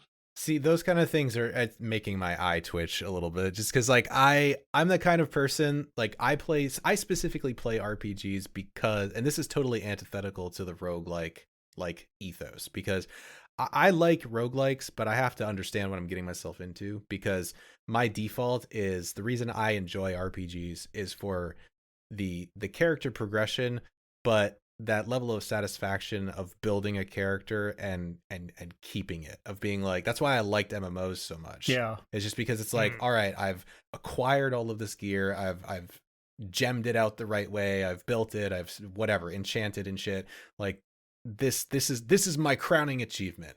And like having all of that stripped away and starting from scratch is like, I feel like I die a little inside every time that happens. Yeah, and that's why I think a lot of people don't like those systems, right? It gets so rid interesting. It's like the opposite of me, because so I don't know. So I sent James a link to something called Swampletics. I don't know if you've ever heard of this at all. It's a RuneScape thing, Shane. No, I'm not familiar with that. But basically, RuneScape is like the game that's it's grinding the game. Like that's what the game is. But this guy did a run through of RuneScape where he limited himself to just one area of the map, and he set himself some endgame challenge, so he can't leave this area. So one area, it's like I'm sure you could do a similar thing in an MMO where you can't leave an area. The equivalent of starting the game on Nightmare, like he started in an area where all the enemies could like kill him incredibly quickly, and he had no gear. But he got value from things that no one else would get value from. He's like, there's this random monster that no one even kills that has a 1 in 128 chance of dropping this thing that for him was the most important thing in the world. And that shit fascinates me, right? Like the idea that he has found and discovered value in something other people would dismiss out of hand. And I don't know, to me, it all links back. The thing I found interesting about this series wasn't where he ended up, it was his journey along the way. And the journey that he had to, this weird specific journey he had to overcome the trials is what I enjoyed. It wasn't what him eventually being this super buff dude. It was, yeah, what he had to go through in order to get there. I got Yeah, you. but when you get to the point of being the super buff dude, every time you plow through a bunch of enemies, you remember how hard it was before, and it's satisfying, I guess. Like that moment when I respect to Blessed Hammer, it just like I was like, why did I spend the entire game left clicking once on every single enemy? I could have been doing this since level 18. But yeah, to go back to items, just to step away from rune words, because obviously they're incredibly flawed. There was a couple of other things about the item system in Diablo 2 that stuck out to me quite notably. The first was the rate of progression between acts and how much stronger like items that drop get is actually quite flat compared to more modern games, which often enjoy a more like exponential growth curve. So even when I was in like Act 4, if I went back to Act 1, I could still find a weaker but not that much weaker weapon in Act 1. And I found that I didn't really like this overall, because what ended up happening was that I would, equip an item in Act 2 and then never find anything better for like 3 acts, just because the items weren't getting that much better between them. Because I really like comparing pieces of gear and trying to figure out which one's the best. And there's like a middle ground to hit here, because if you're just constantly making the items in every act significantly better than the last one, then, there's no choice to be made. But if they're all so similar that you're not making that many choices, it's also a bit boring. And this compounded with, me having fewer slots because of the rune words kind of resulted in me not finding that many upgrades as I was playing, which was, honestly a bit of a downer, because I was like so used to upgrading my gear slots regularly in these other games that I've played. Yeah, and it is a tightrope walk, right? Because on one hand, Yeah. I would almost say I would prefer, I think, to err on the side of slightly more boring. And I only say that Okay. I only say that just because if you go in the other direction, you end up with, again, we keep going back to this, but with good reason, Diablo 3, where suddenly you're doing damage that they have to show you in scientific notation, right? Like, what? It's ridiculous. And that power inflation is just so out of hand. I mean, when they give you bonuses on your gear, it's quite literally like, this skill does 10,000% more damage. I'm like, you can't even conceptualize these numbers at some point.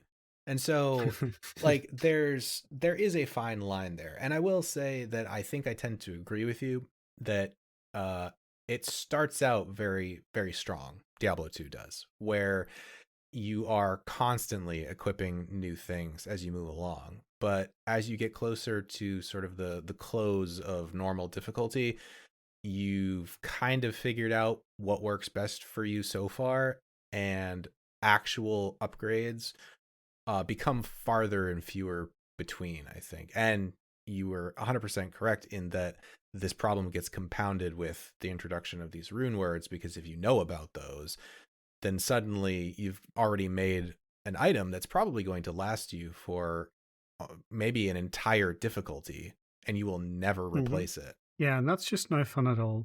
All right, I think it's time for another music break. You guys have picked yours, so I'm going to go ahead and pick one of the songs from Ariat Peaks. I'm going to choose the Ice Caves because I think that the orchestral tracks are really fantastic in this game, and I love how tense and atmospheric it was when I was crawling through this long cavern that was filled to the brim with monsters and some strange-looking snowman enemies. So this is Diablo 2 Lord of Destruction's Ice Caves.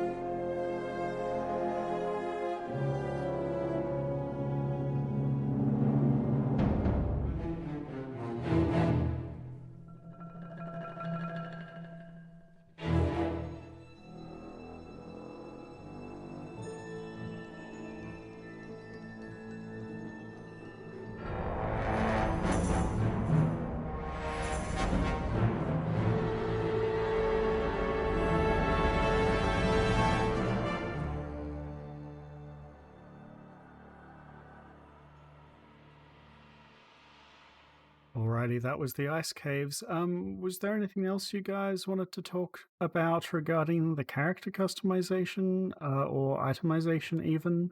Can I ask you guys about set items? So I didn't engage with these rune words as much as you guys did. I kind of steered clear of them. I used a thing for one item, but I did play around with the set items a bit. So my weapon choices were very frustrating because of those stupid assassin claws. So I ended up using a dagger I found in Act 1 the entire game, which gave me plus 100% magic find because I wasn't hitting people with shit anyway. So I just used this weird, unique dagger. Can I ask, how realistic is it to get all the items in a set in a playthrough? Because I think I had 3 different sets where I got 2 items from the set, but that's all I could really get from any of them, and I was running out of stash space trying to shuffle all these set items. That's so weird to me because I found literally one set item the entire game actually dropped just from Baal at the end. Like I never saw a second one. I think it was this dagger I was holding in my hand. It gave me plus 100% magic find chance. So I think I was finding a lot more rare stuff. But my question is, like, is it a good thing that I didn't finish all these set items, or is completing a set meant to be a nightmare plus sort of goal that you set yourself? Yeah, it's incredibly unlikely that you would finish a set in one normal playthrough. It's definitely a longer term goal, but then again, I mean, there's very few sets that are actually worth taking the time to collect because of the rune words.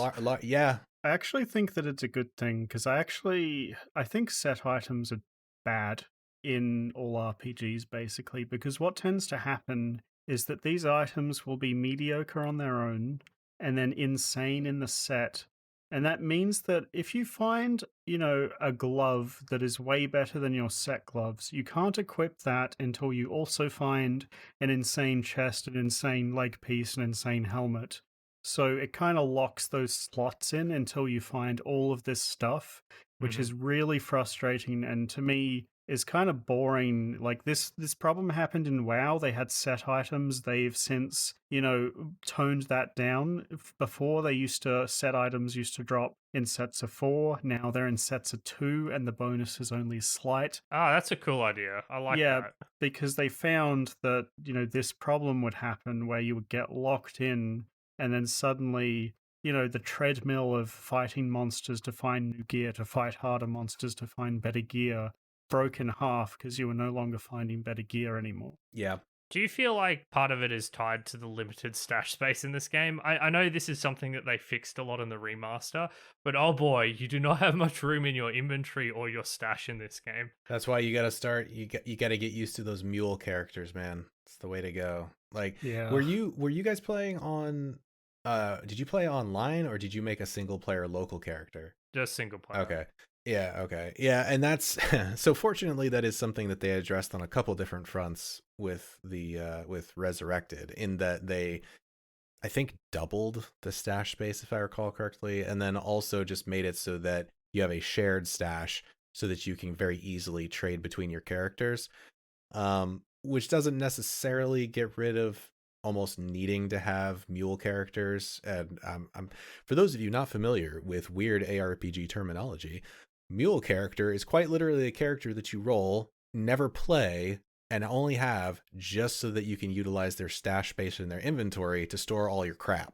So what would you do? Would you launch 2 copies of the client and then log in? No, this was a dangerous prospect, let me tell you. So back in the day, in order to do this effectively, there was a notion of perming a game, which is basically making an online game permanent. There was a certain amount of time from when a game was created that it would just immediately get erased from the server if you were to leave it and no one else was in the game. So you had to wait a certain amount of time, and I can't remember the exact number. I want to say it's like a minute or 2 maybe, for the game to perm. And then once the game was permanent, it would last for a certain amount of time, which then allowed you to quickly, and this was always like a butt pucker moment where like you would log out of that character, like drop your stuff on the ground in town, log out, log into your mule character, type in the name and password of your private game, and hope to God that it is still there, and pick up all your items and throw it in the stash. That's what you had to do. Oh my God, that's so funny. The risk, I love that. Oh, that's hilarious. But the rewards. Yeah. Also, speaking of rewards, I just want to point out real quick, was that the dagger you picked up, was that Gull? Yeah, in fact, a second one dropped. Like I got a second one, exactly the same unique dagger from Andariel. That is, and yeah, it was Gull. Well, congratulations. I just want you to know that. That's actually a super rare drop. So the fact that you got two I got crazy. two of them, yeah. I was like really pissed off when I found the second one. I'm like, can I dual wield these? And it's like, no. I'm like, fuck. Yeah, I think the best I did was I found that staff, and I was like crying for Patrick on the inside. I found an amulet that was +2 to trap skills.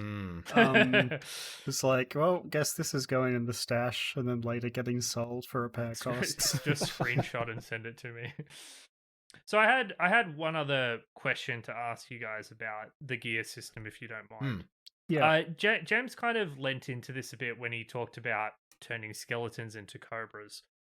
Do you think that Diablo 2's gear system is too limited in terms of it giving you flat bonuses as opposed to fundamentally changing the way you play the game, or I guess leaning very hard into a weird specific style of playing the game? Because I know that obviously roguelikes do this, but I believe that the later ARPGs that you can play today have gear systems that basically do weird shit.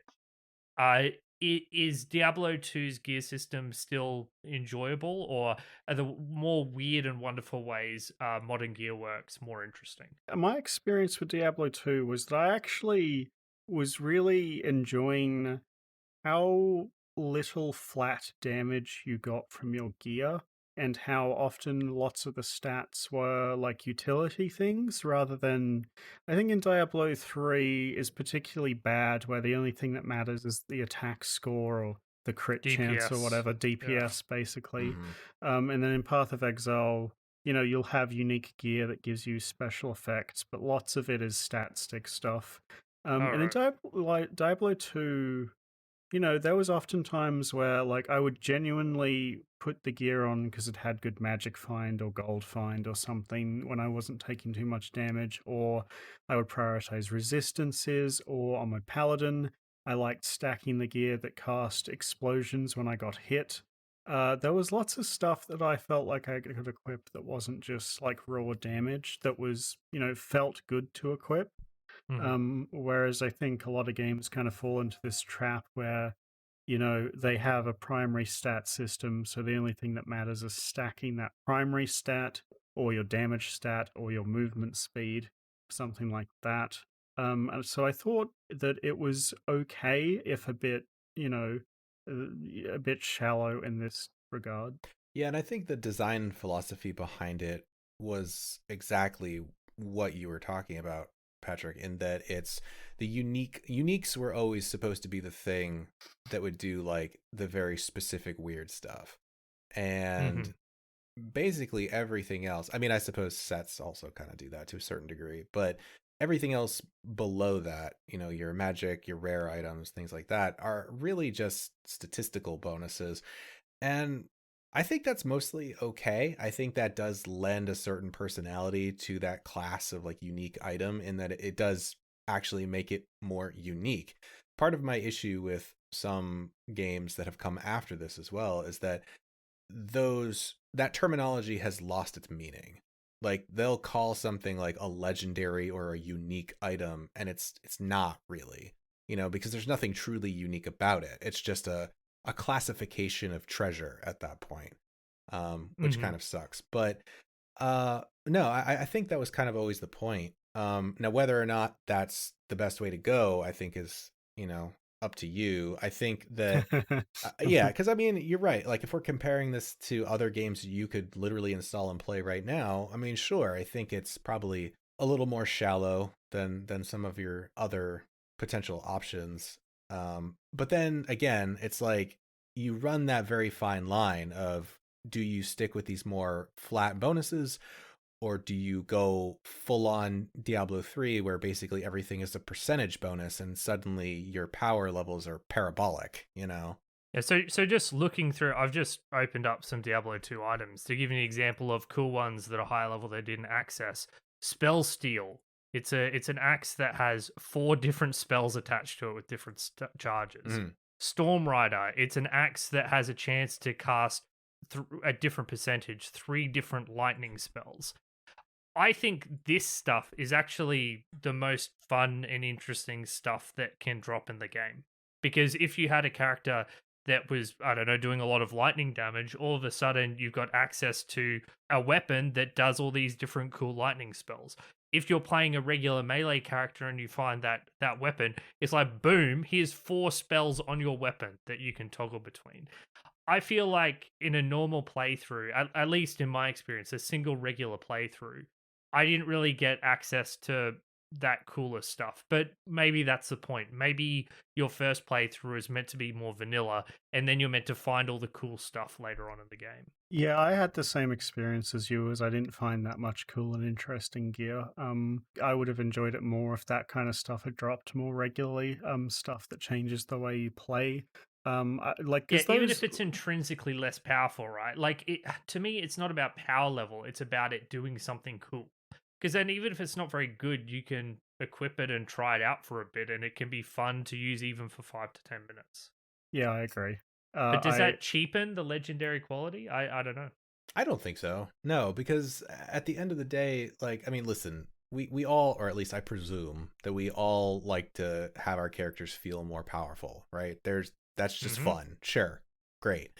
But there's something to be said for the more entertaining aspects of those things, of making something that is truly unique, of like, oh, holy shit, like this item, whatever, turns my skeletons into cobras or whatever, like just something like that. Maybe it's not an effective character power difference, but it's just something that's fun to play with.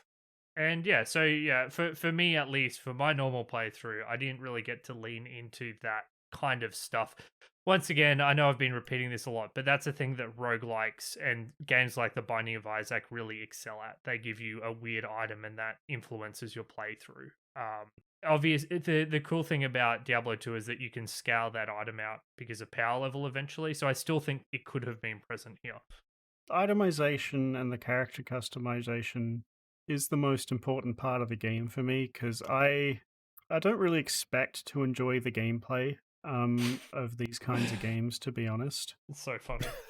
Well, a large part of this is that I just don't think that ARPG enemies can be engaging enough for me, right? Like, I have 6,000 hours in a game like Dota 2, which, these games play exactly similar. The difference is you're playing against people who have a way of engaging you that no AI ever can, right? Like, I don't expect to come up into a room against an enemy and have this cool battle against them that, tests me as a player. Like, that's not what I come into these games expecting. What I, want to do is craft a character and look up all these weird items and weird skills and figure out how that puzzle kind of fits together. And because of rune words, because of the lack of unique drops that I was getting, because of how linear the skill trees are, I wasn't engaged on that level that I want to be out of this genre, to be honest. And I think that's not the fault of Diablo 2. It obviously did a really good job being the first major player in this genre.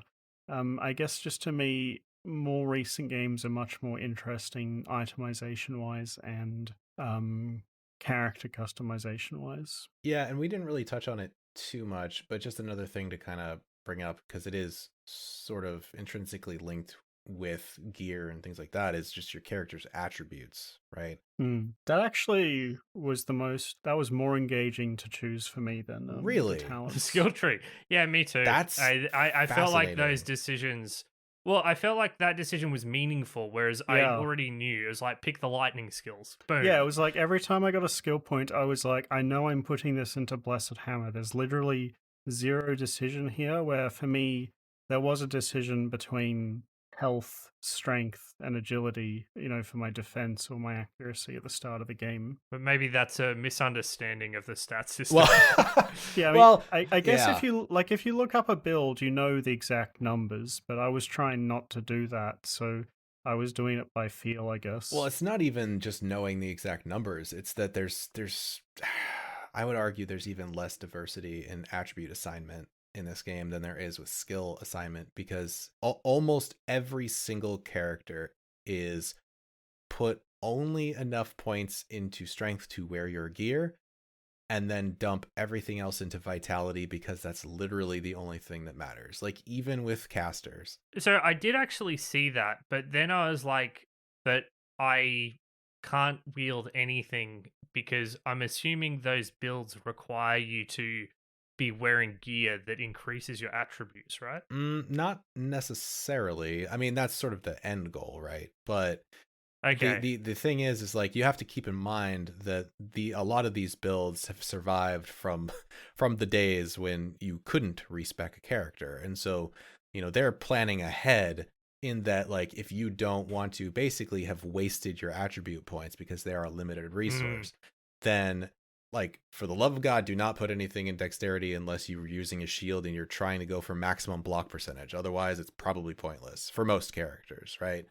And so that was always a thing, is like, to me, that was also always a non-choice, because it's just like, what do I need? 60 strength to wear this piece of gear? Fantastic. That's how much I have. The rest of this is going into vitality because I like to not die. That's literally it. I didn't know what gear I was going for. Well, sure, so sure. I could, yeah. So I can't be like, I need this much strength and this much dexterity. I don't know how much I needed. So I kind of, I mean, it's very unoptimal, but I put a few points into mind, because although I was chugging potions, I wanted to be able to cast a certain number of spells, traps, without running out of mana. I put a lot of points in vitality, and then I was kind of like putting probably more points in strength than dexterity, but I was kind of having to feel it out from level to level based on like the average requirements of the levels of the shops I was in. Sure. I was using that as a rough guide to figure it out. So, and again, in normal, like, that's totally fine, right? Yeah, I had the same experience because I was playing like a caster that had a shield, but also had like heavy strength requirements for their gear. So actually, like, until I could basically optimize my mana pool away and not have to deal with it, I had to pay attention to all 4 stats for a little while because of the block chance, and but health was definitely the best stat by far, and it wasn't close. Yeah, and of course, yes. I'm talking about this from a certain perspective, right? In that, like, once you've gotten into the deep end of Diablo 2, that's kind of the thing, is like, you suddenly realize that the attribute system kind of doesn't matter. It's just get the biggest health pool you can and enough stats everywhere else to wear gear, and that's basically it. So that's kind of another shortcoming. I mean, is it something that we can blame them for necessarily? I don't personally think so, because again, it's kind of like not necessarily the first crack at this for them, but this was still, this is like the grandpappy of ARPGs, so I kind of have to give them a little bit of leeway. It's no real different from Dark Souls, honestly. Dark Souls, True. Dark Souls 1, That's true. You meet your weapon requirements. Yeah, you meet your weapon requirements, health and endurance. Yeah. If you're playing a caster, it's a bit more complicated, but not by much. It just, I mean, the difference is Dark Souls 1 is a lot more engaging to play in those early hours, and those stats matter a lot in terms of your survivability and ability to actually get through the early ones. But it's not a deep stat system. No. It's get your weapon requirements. But then again, like, what the other thing is, though, that's kind of an endemic problem with a lot of action RPG games or anything that has an attribute system like that, because how do you effectively balance that, right? Like, it's an issue I've seen with almost every one of these games that I've played, is that it always inevitably comes down to your main primary stat that boosts your damage, and then survivability, and then the other ones are totally pointless. And I don't know the answer to that. Like, I think that that's a pretty complicated problem to solve, and I'm not sure that it can effectively be solved if you're going to try to categorize, attributes in the way that we've traditionally done it. Well, you need more meaningful attributes. Like imagine if movement speed was an attribute. The only thing I can think of is have more attributes tied to meaningful stats. Like, can you imagine if movement speed was a stat that you actually had to invest in? Everyone would invest in just movement speed. Yep. What, over health? Absolutely. You can't die if you don't get hit. Okay. Okay, sure. So you set the scaling of the movement speed increase to a point where it's relative to the others. Like, it's all about 1% movement increase per point, half a percentage, whatever you need to do. I do agree that stat points are ultimately just there to make sure all classes can't do everything, right? Yeah, I think that if you make every stat point affect like lots of different things, and then every class needs each stat for a different thing. Like something when I was playing Elden Ring recently is that your agility actually affects your cast speed for spells in a noticeable way. And I thought that that was a decent way of making that stat not dead for casters. Like stuff like that, I think you can do. Like if you just layer this huge spider web of effects from each stat, rather than each have like the strength stat is the thing tanky classes take, then you can do it. It's just you have to, make it a big web, and make each individual like allocation kind of meaningful. But it's really hard to do that thing right, I think. Yeah, well, let's say that's probably why most developers don't do that, because it's a nightmare to try to balance. Also, a nightmare to grasp. If you're a new player and it's like this one stat governs these 10 attributes, your eyes are going to roll into the back of your head. I mean, maybe not for you two weirdos, but for most listen, beings. Cards on the table, like part of the reason, and I know that I'm about to make an enemy here, but that's fine, I guess. Part of the reason that I bounced so hard off of Path of Exile was because of that giant spiderweb skill tree system. I looked at that and I was just like, nope, I'm out. I can't do this. Like this looks way too complicated. Like we have taken this to its logical conclusion of like taking what Diablo 2 did and just cranking it up to 11. And this seems excessive. And for that reason, I'm out. It's so good because the literal reason I installed the game was because I saw a screenshot of the skill tree. Oh god, I hated it. I hated it so much. I was like, my favorite game is Final Fantasy X.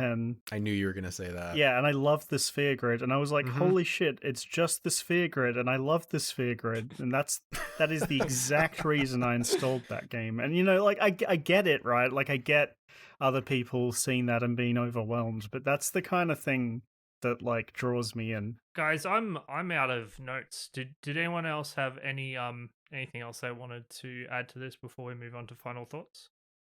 I think, I just wanted to throw in there real quick because I didn't really mention it too much. We talked a little bit about, how we felt about the gameplay. And I just wanted to throw it out there that I think I mentioned this earlier, that this is kind of like a comfort food game for me. And part of the reason for that is the gameplay is because it's not overly complicated. And I know that's not what everybody is looking for. Like if you are trying to find something that's going to have a lot of intricate, interlocking systems and things to figure out and, skill builds, et cetera, then I can totally see why you'd be like, this game feels pretty bare bones. But honestly, that's part of the draw for me, because sometimes like I like other games like that, but sometimes I just want to be able to sit down and just click on things and they die. And there's some sort of therapeutic sort of thing to that I can't really accurately describe, but it's just a zone out kind of game for me, I guess, where it's just something I know that I actually have fun playing. I'm enjoying my time with it, and it's not a big mental investment, I guess, is what it is. And for that reason, that's why I actually enjoy the gameplay as it is. Like, I don't think I would want it to be more complicated because it fills that sort of niche for me, if that makes sense. What you're saying is it's complicated enough, right? Right. The thing is, for me with Diablo 1, at the end of the day, Diablo 1 was an interesting game for me to play through because of how simple it was. Mhm. and it was simple to like. It was even more simple than I was expecting. When I remembered that there was no skill tree, I was like, "What? This is Diablo, and there's no skill tree." But it was such a restrained and focused take on the ARPG genre. For me, Mhm. Diablo 2, and maybe this is because of my lack of familiarity with it, it veers closer to the modern ARPGs than it does Diablo 1. And I can't help but feeling it's more complicated than it is simple. But I imagine if you've played it for 100 hours, a lot of what I guess I was having to learn and engage with is just assumed for you. You just understand it intrinsically. Sure. And I mean, and that's also why I said earlier that, I'll go back to Diablo 1 probably more often than not for that kind of experience, because I'm just like, yeah, I you know what? I'm going to make a new warrior, and I'm going to give him a sword and a shield, and we're going to go down into the catacombs and beat things up and find loot. And I'm okay with that, because I just want to play something and not have to agonize over a character build or where to put my stats. I just want to play. And that kind of fills that role. It is. Diablo 1 is a lot closer to a modern, like, roguelite, I think, than Diablo 2 is, because one of the big things for Diablo 1 for me is that you find spells on the ground from enemies. So a lot of the stuff that you have access to is purely random. So you kind of have this thing where you have to make do with what you've got, rather than, you have a character and that's the character you have. And there's something really enjoyable about that, to me, which Diablo 2 lacks. Like, you do have items that you find, but they don't, change your playthrough. There's They this, don't like, guide your build. Yeah, yeah, I there's this remember. level of reactivity that's missing here. Yeah, I remember when I played warrior back in the day in Diablo 1, my warrior ended up being like an int warrior because I liked the spells. So my warrior was like he was like a spell blade. And I don't think that really ever happens in Diablo 2. When you start the game, you know the direction your character is going to go. Well, and that's an excellent point, because, you had said that in a way Diablo 1 is more of a restrained experience, and it is, but it also has this like weird amount of flexibility that Yes. Diablo Yeah. 2 doesn't have, because if you find like a necromancer wand or something and you're playing an Amazon, well, you're SOL, you can't use that. But if you're playing warrior in Diablo 1 and you find a holy bolt spell and you're just like, I want to cast holy bolt, you can do that. You just need to put points into your, intellect, and then suddenly you're a warrior that can cast spells. Yeah, and I did that a bit as well in my warrior playthrough. So it's missing that. I'm glad you brought up what you mentioned before about liking the game as just something to chill out to and play, because at the start of the game, that was actually my experience. Like, I was so enamored with just the feeling of hitting enemies in this game, like just the chunk of hitting things with a mace and hearing that sound effect and then them dying in one hit. The was death so animations are still as good as ever. We should Yeah, and definitely the- mention that. Yeah. Yeah, and the sound effect when money and items drop is still great. Like, I was happy, just to left click enemies for like 2 hours in a row while listening to a podcast on, on my other monitor or something. Because, the just the feel of hitting things was so good. And it's such a relaxing thing to play for long periods of time. So, like, I kind of, even though my favorite ARPGs are the really complex, engaging ones, I still got that, like, found that value in just, like, chilling out and, like, going through the areas and hitting stuff while listening to stuff, on my headphones. It was quite enjoyable. Yeah, it is a perfect second screen game. Yeah. Alrighty, I think it's time for final impressions. As our guest, Shane, do you want to take us away? Should people play Diablo 2 today? Is it worth that time to play? Ooh, that is a loaded question. We didn't even really talk too much about what got changed with the HD remaster, really. Right, yeah, because that's a legitimate way for people to engage with this game today. Yeah, and honestly, at this point, and I would say that that's the way to go. Like, if you're going to play Diablo 2, there's very few reasons why you would want to go and track down an OG copy of Lord of Destruction and install that. They did a pretty bang up job with Resurrected.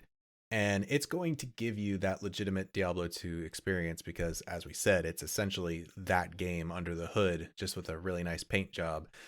And they're also including a lot of those quality of life improvements that a lot of us have been wanting for a very long time. So I actually think the game only stands to improve from here, which doesn't always happen with remasters and remakes. So I'm, as a longtime fan, I'm actually pretty satisfied with that. And there's a couple reasons why I would say that I would suggest folks go back and try this today.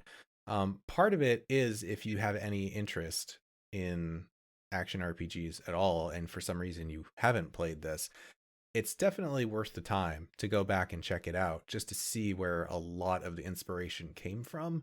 But even if you don't give a single shit about that, the game itself, for as much criticism as we've given it, is still legitimately just fun to play. It gives you that normal experience where you can basically choose skills kind of however you want, and you're probably going to be fine. But then if you want to push further into it and try to, test your skills, then it does give you 2 more difficulty levels to play through. And there's a ton of loot to find. Hopefully you don't short circuit too much of that with the rune words. But I think it's still worth the experience today, even with all of the other contenders on the market. I think it has something special that a lot of those don't. I'll go next. Diablo 2 is an interesting one. I think this is a game that, for me, has unfortunately been almost completely overshadowed by modern takes on the genre and spin-offs of the genre. I think that almost every single element in Diablo 2 has been spun off on or mostly done better in other games. So my perspective is kind of intrinsically limited. I don't really play games for 10 hours in order to get to the best part of the game. I don't do that, and I'll never do that. If a game's not good on its first playthrough, then it's not worth my time, and I don't think it's worth other people's time either. So if you're that kind of person, then Diablo 2 isn't a recommend. Where I can carve out a space for recommending it is specifically to people who are invested into ARPGs or MMOs or anything like that, because I do think there is enough value in this game, and it's kind of, I guess, subdued take on ARPG tropes that you can enjoy this, as Shane said, as like a more chilled version, a less invested version of those other games that you play. If you're that kind of person, you've played a lot of ARPGs, Diablo 2 probably is worth your time. If you're new to the RPG genre, if you haven't really dabbled with this very much, or if you're only kind of casually interested in this, I cannot recommend Diablo 2. There are just better options in the world today. And the thing that makes Diablo 2 has been cloned so many times. We often talk about the uniqueness factor of games. You cannot talk about the uniqueness factor of Diablo 2. This has been copied and copied zillions of times over. So yeah, if you're a very particular kind of person, you might get value from this, but for most people, I gotta say it's a pass. So for me, I think that this basically comes down to how willing you are to push through that start bit, like Patrick said, because for my first playthrough, there was times, like the first 2 acts of the game, I was enjoying myself. Like there was a very, nice simplicity to the game that had brilliant, sound effects and feedback on hits. So I was very happy to play through the first 2 acts of this game on normal. And at about Act 3, I started to fall off very sharply and started to get very bored. And I found that up until the end of normal, I was not enjoying myself. However, once I got to Nightmare, the game became so much more enjoyable. I was having a blast playing the game. I was enjoying myself so much that I'm going to keep playing the game. And like normally, I don't really do that a lot after we finish the games for the show. But I'm thinking about going back and playing the game. Like even now, as we're talking about it, I want to go back to the game. So to me, that's the mark, of something great. So if you can push through, the first normal act, and get to the fun part of the game, I can absolutely recommend this game. If you can't, then I have a much harder time recommending it. I think that the itemization and character customization in particular, for me, is not enough to sustain the game on itself. It is in Nightmare where the moment-to-moment gameplay starts being, more demanding that everything comes together. That said, like, if you haven't played an ARPG before, I think, finding an old version of the classic is fine. But to me, honestly, if you've never played an ARPG before, dropping the big price tag for the remastered version just doesn't seem worth it when there's so many good free-to-play options available on the market. So it kind of all comes down to, like the other two have said, how much you care about the genre and the history of the genre, because undeniably, if you do, this is the best game ever to play. It is the granddaddy of the genre. And B, how willing you are to push through that initial difficulty spike. So if you can get around that, then absolutely I can recommend this game. I had a great ton of fun once I got to that point, with a whole lot of downs before that. And in particular, fuck the Arcane Sanctuary. That is the worst piece of shit I've ever encountered in this genre. We didn't mention it, but I have to. It was truly miserable, and I hear other people have similar experiences. So is that because you're a melee character? Because I enjoyed that as like a character with ranged abilities. So it's arranged in a plus kind of fashion, and the exit is on one of the four, and I picked every one that wasn't that one, and then my game crashed. Okay. And it moved, so I had to go through the whole thing twice because the spawn changed. I'm also convinced that the game purposefully just makes it always the last one. Like, I know that that's probably not the case, but I feel like it feel is that way because it happens like every time. For me, the worst part was definitely the maggot caverns. Yes, like, maggot layer. I'm like, why did nobody bring that up? You've got like a literal straight line. Oh, it's so just poorly designed, though. It's such a tight space and no room to maneuver. Yeah. See, for me, my character who had like really high block chance and they just stood there doing damage in an area around me, just no problems with that area. Like, I just stood in a tunnel and waited and everything died. So I do have one final like addendum to ask you about, Shane, with relation to this. So James and I didn't get into the end game. Mm-hmm. And I know that this genre, ARPGs, often has an end game, and that's the reason to do it. Can you tell us a little, for those who are interested in the end game, those kinds of players, what is it like? Do you think it's worthwhile? That entirely depends on the kind of player that you are. If you are somebody who is totally into grinding, you're going to love the end game. If you want nothing to do with grinding, you probably don't want to get there. Essentially, the end game of Diablo 2 is just rerunning the same few high-level zones over and over again. There's without going into too much of the details, there are level numbers that are assigned to areas of the game, and that dictates the loot table for that particular area. And so there are only certain spots that have the highest level attributed to them, and so those are the ones that everybody runs over and over and over again to try to get good loot. And really, that's kind of the end game, is just running, like doing bale runs or pindle skin runs or cows, the secret cow level that's not really much of a secret anymore. Just doing those over and over again to try to get good drops. Can you die while doing this? Like, is there risk involved? Or is it just about the efficiency at which you do them? It really comes down to the efficiency at that point. I mean, there is still a chance that you will die, but with such optimized builds, when you're doing like, hell bale runs or something, the chances of dying, frankly, are pretty slim. So it's really more about maximizing that efficiency. That's why Enigma is pretty much a necessary item for almost every character class.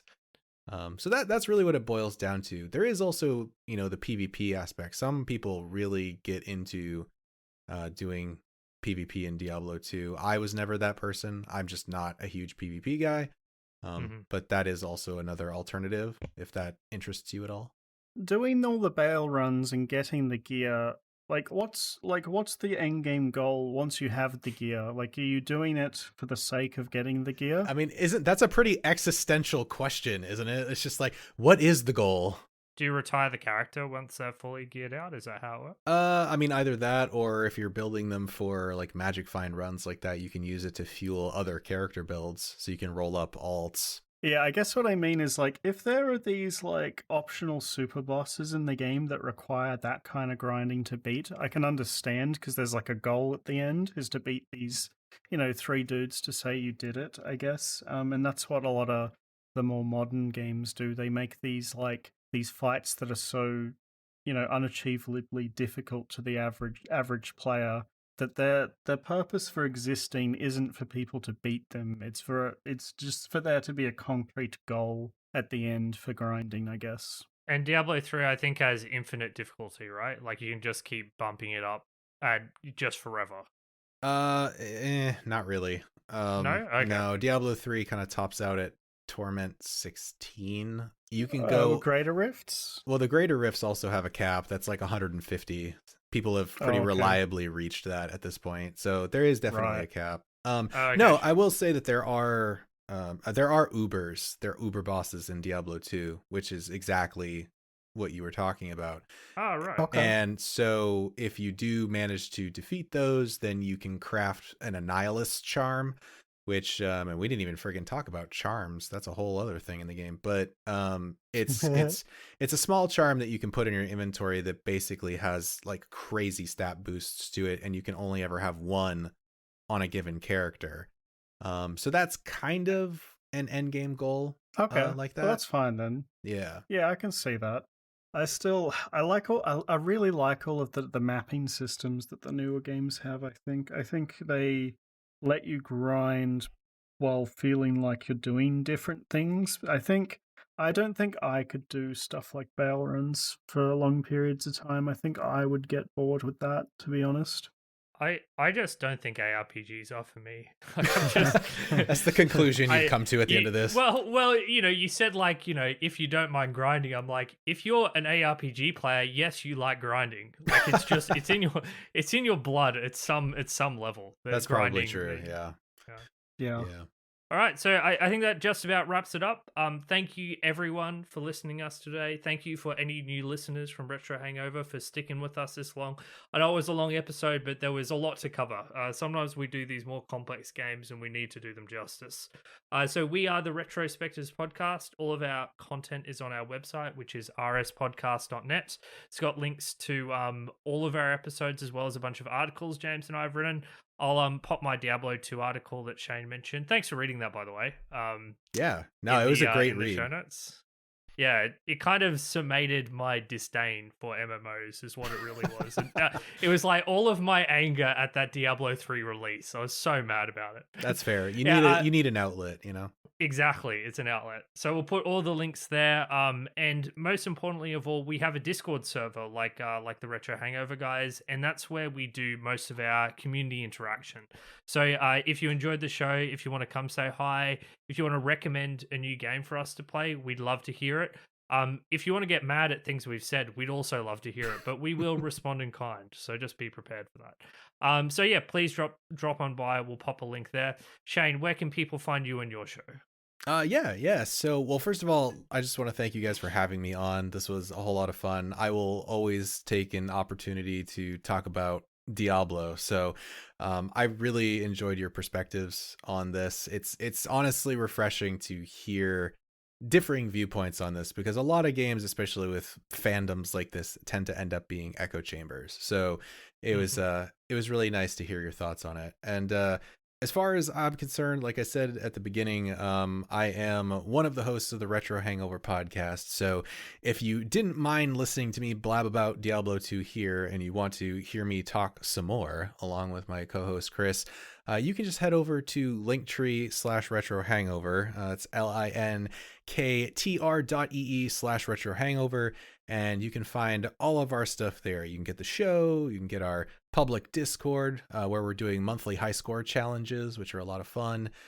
This month we're doing Robotron 2084, which is an arcade game. So some friendly competition there. And we've got all our other stuff, Patreon, merch store, all the prerequisites. So please go check that out. We would be forever grateful. And we'll see if people can pass the test of getting through the first 5 minutes of your episode.